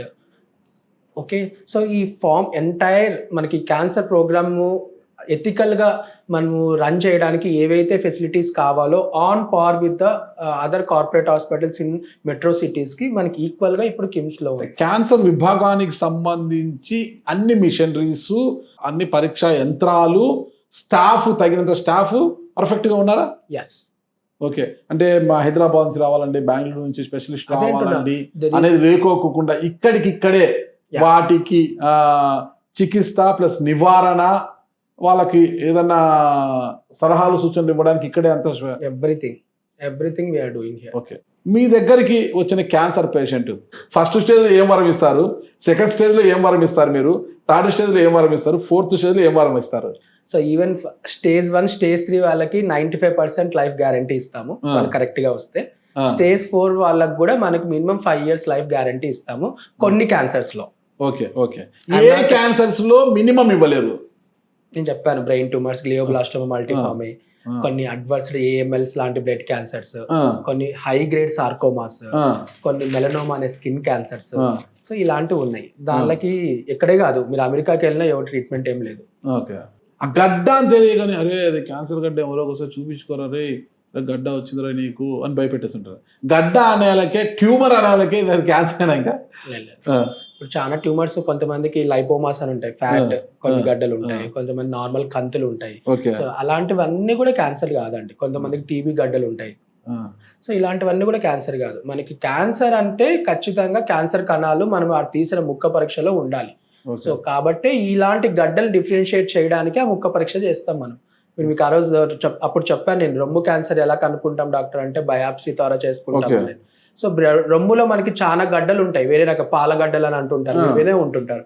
So అలాంటి గడ్డల నుంచి కూడా డిఫరెన్షియేట్ చేయాలన్నా కూడా ఈ ముక్క పరీక్ష అనేది చాలా ఇంపార్టెంట్. ఆ ముక్కను తీసి ల్యాబ్కి పంపించినప్పుడు క్యాన్సర్ కణాలు ఉన్నాయంటే ఇంకా 100% క్యాన్సర్ అన్నట్టు. ఇప్పుడు ఈ సర్జరీలు చేయడం వల్ల, ఈ బయాప్సీ ఇవన్నీ పరీక్షలు చేయడం వల్ల క్యాన్సర్ స్ప్రెడ్ అయ్యే అవకాశం ఉంటుంది, అలాంటి ఏమన్నా ఇబ్బందికరమైన? అది ఒకటి అపోహేనే అండి. సో సర్జరీల వల్ల, బయాప్సీల వల్ల, లేకుంటే ఈ ఎక్స్రేల వల్ల, మ్యామోగ్రఫీల వల్ల, పెట్ సిటీల వల్ల క్యాన్సర్ స్ప్రెడ్ అవుతుంది, రేడియేషన్ వల్ల స్ప్రెడ్ అవుతుంది, ఇలాంటి క్యాన్సర్ వస్తుంది, ఇలాంటివన్నీ అపోహలు మాత్రమే. దాంట్లో ఎంతవరకు నిజం లేదు. సో మీరు సర్జరీ చేస్తే ట్రీట్మెంట్ కోసం చేస్తాను, సర్జరీ చేయడం వల్ల క్యాన్సర్ ఎందుకు పెరుగుతుంది? ఈ మ్యామోగ్రఫీ చేయడం వల్ల, దానికి ఉన్న రేడియేషన్ వల్ల క్యాన్సర్ వచ్చే ఛాన్సెస్ ఎక్కువ అవుతున్నాయి అంటే మేము అది చేయం. క్యాన్సర్ అనేది కూడా కొంతమంది అంటువ్యాధి అనే విధంగా భయపడుతున్నారు, దానికి మీరు చెప్పేది ఏంటి? ఇది మనకి కరోనా కాదండి. Cancer is different, corona is different. It is not at all A contagious disease. అంటే ఒకరి నుంచి ఒకరికి రావడం, వాళ్ళ ప్లేట్స్ తింటే రావడం, వాళ్ళు రగ్గులు కప్పుకుంటే ఉండడం, వాళ్ళ ఇంట్లో పక్కన ఉంటే వస్తుంది అనుకోవడం, వాళ్ళు దగ్గితే భయపడడం, వాళ్ళు తుమ్మితే భయపడడం, ఇలాంటి వాళ్ళు టచ్ చేస్తే భయపడడం, ఇలాంటివన్నీ మనకు అవసరం లేదు. So cancer is not at all infectious disease అనమాట. నాట్ అట్ ఆల్ కమ్యూనికబిలిటీ అనేది ఉండదు. సో క్యాన్సర్ ఏదైనా జీన్ ముటేషన్స్ వల్ల జరుగుతుంది కానీ నువ్వు చేసుకున్న అపరాధాల వల్ల క్యాన్సర్ వస్తుంది కానీ క్యాన్సర్ ఒకటి వల్ల అయితే క్యాన్సర్ రాదు. వస్తుంది అంటే second hand smoking, passive smoking అని వింటారు కదా. ప్యాసివ్ స్మోకింగ్ వల్ల ఇంట్లో హస్బెండ్ తాగుతున్నాడు అంటే ఫ్యామిలీ మెంబర్స్ అందరు ఎఫెక్ట్ అవుతారు. So passive smoking is equally dangerous like active smoking. అయినా కూడా ఇప్పటికి తాగే వాళ్ళు అట్లే ఉండదు, ఇంట్లో కూర్చొని మాట్లాడుతూ టీ తాగుతూ, పేపర్, టీవీ చూసి ఇట్లా ఇంట్లో ఏమనలేరు పాపం వైఫ్, సిగరెట్ తాగద్దండి అని ఏమే తాగుడు అంటే పాపం వైఫ్ భయపడే పరిస్థితి ఈరోజు. అసలు ఫ్యామిలీ గురించి ఆలోచించరు. ఇలాంటి వారిని ఎలా మార్చాలి మనము? అడిక్షన్ ప్రోగ్రామ్స్ అనేవి కొన్ని ఉంటాయండి. వాళ్ళు బాగా అడిక్ట్ అయిపోయారు, ఒక 30 years నుంచి తాగుతున్నారు. ఒకవేళ సిగరెట్ తాగితే వాళ్ళకి కొన్ని సిమ్టమ్స్ వచ్చేస్తున్నాయి, వాళ్ళు భరించలేము, అగ్రెసివ్గా అయిపోతున్నారు. ఇలాంటి వాళ్ళని మనం ఒక సైకియాట్రిస్ట్ దగ్గర తీసుకొని మనం ఒక నికోటిన్ డీ అడిక్షన్ ప్రోగ్రామ్ అనేది ఒకటి ఉంటుంది. కొన్ని టాబ్లెట్స్, గమ్స్ ఇలాంటివి స్లోగా మనం ఆ నికోటిన్ కంటెంట్ బాడీలో తగ్గిస్తే ఈ క్రేవింగ్ అనేది పోతుంది అనమాట. సో వాళ్ళకి స్ట్రాంగ్ డిటర్మినేషన్ ఉండాలి, చాలా కౌన్సిలింగ్ థెరపీస్ అవసరం అవుతాయి. దాంతోపాటు కొన్ని ఇలాంటి మెడిసిన్స్ యూజ్ చేయడం వల్ల వాళ్ళని డీ అడిక్ట్ చేయొచ్చు. ఓకే, ఇప్పుడు క్యాన్సర్ అంటే కొంతమంది భయపడుతున్నారు. ఈ మ్యామోగ్రఫీ, ఈ స్కానింగ్స్ చేయడము, ఎక్స్రేస్, కొన్ని పరీక్షలు చేయడం వల్ల కూడా క్యాన్సర్ వస్తుందేమో అనేది భయపడుతుంటారట. వీటి వల్ల వచ్చే ప్రమాదం ఏమైనా ఉంటుందా? ఏమి లేదని ఆల్రెడీ చెప్పేసాను మీకు. అదేనా? నథింగ్. ఓకే. అది కాకుండా షుగర్ ఫీడ్ ఎక్కువ ఉంటుంది కదా అక్కడ, పంచదార ఎక్కువ తిన షుగర్ ఫీడ్. పంచదార ఎందుకు ఎక్కువ తింటే ఏంటంటే లావ్ అవుతాం. Okay. Obesity it self is a risk factor for cancer.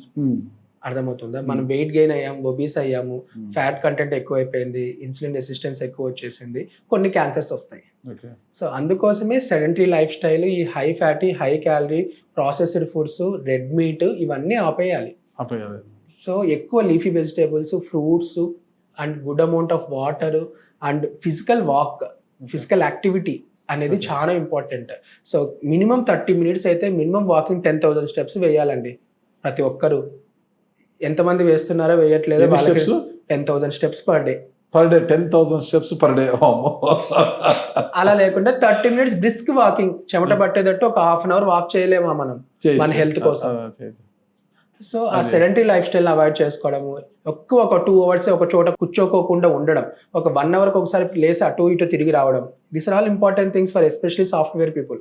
రోజు మద్యం తాగుతుంటారు, మందు చుక్క మటన్ ముక్క పెట్టుకొని సంపేద మధ్యలో స్మోకింగ్. ఈ కైపు సరిపోదు అన్నట్టుగా ఇది కూడా ఎక్కువ ఉంటుంది, ఈ పీకుడు కూడా ఎక్కువ ఉంటుందంట. మందు ఉండాలి, మటన్ ముక్క ఉండాలంట. ఈ రెండు లేకపోతే నిద్రపోలేరు కొంతమంది జనాలు. ఇప్పుడు చుక్క ముక్క వీళ్ళంతా హ్యాపీగానే ఉంటారు. చుక్క ముక్క చింది 3 ఏమేనంట. ఓకేనా? ఈ 3 వల్ల చాలా వ్యసనాలు ఎక్కువ అయిపోతున్నాయి కదా. వీళ్ళందరూ హ్యాపీగానే ఉంటారు, ఏ అలవాటు ఉండదు, చాలా మంచి లైఫ్ స్టైల్ ఉంటుంది, వాళ్ళకి క్యాన్సర్ వస్తుందండి. అందుకే క్యాన్సర్కి 50% of times there is no reason అంటున్నా. అదే.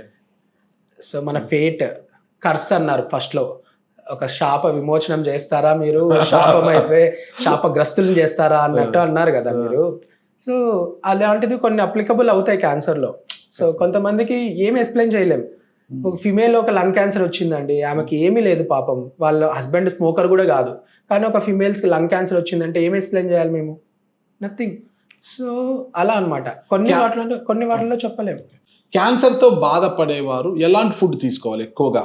అంటే మీట్ ఎక్కువ తీసుకోవాలా, లేకుంటే ఆకుకూరలు, కూరగాయలు, ఈ ప్రోటీన్ షేక్స్ ఇలాంటివి తీసుకోవాలా? ప్రోటీన్ ఫుడ్ ఎక్కువ తీసుకోవాలి, లీఫీ వెజిటేబుల్స్ ఖచ్చితంగా తీసుకోవాలి, అంటే ఆకుకూరలు ఎక్కువ తీసుకోవాలి, ఆల్ డార్క్ కలర్డ్ వెజిటేబుల్స్ ఎక్కువ తీసుకోవాలి, ఫిష్ మంచిగా తీసుకోవచ్చు, ఎగ్స్ మంచిగా తీసుకోవచ్చు, egg whites daily 6 egg whites తీసుకోమని చెప్తాను నేనైతే నా పేషెంట్స్. ఎల్లో ఉండకూడదు.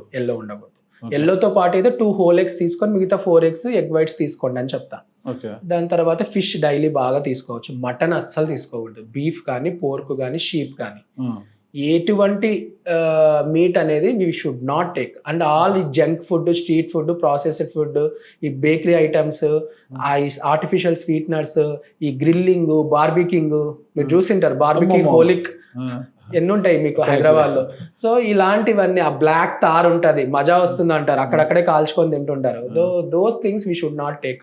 Deep fried chicken is okay, but grilled chicken, దాని మీద బొగ్గు వచ్చేసినట్టు, బొగ్గు పొగవాసన వచ్చే చికెన్, ఇలాంటివి అనేది వీ షుడ్ అవాయిడ్ అయితే అనమాట. ఓకే సార్, మీరు ఇక్కడ ఆంకాలజీ విభాగం అంటే క్యాన్సర్ విభాగాన్ని ఏర్పాటు చేశారు, చాలా మంచి విషయము. అనంతపురం నగర వాసులకు ఒక శుభవార్త కూడా ఇది. ఎవరైనా అలాంటి వాళ్ళు ఉంటే బెంగళూరు, హైదరాబాద్ పోయేవాళ్ళు ఇక్కడే కిమ్స్ సవేరాకు వచ్చి చికిత్స కూడా చేసుకోవచ్చు. ఇక్కడికి వచ్చే రోగులకు కిమ్స్ సవేరాలో ఆంకాలజీ డిపార్ట్మెంట్, హెడ్ ఆఫ్ డిపార్ట్మెంట్గా ఉన్న మీరు వెంకట్ సింహ గారు ఎలాంటి వరాన్ని ఇవ్వబోతున్నారు?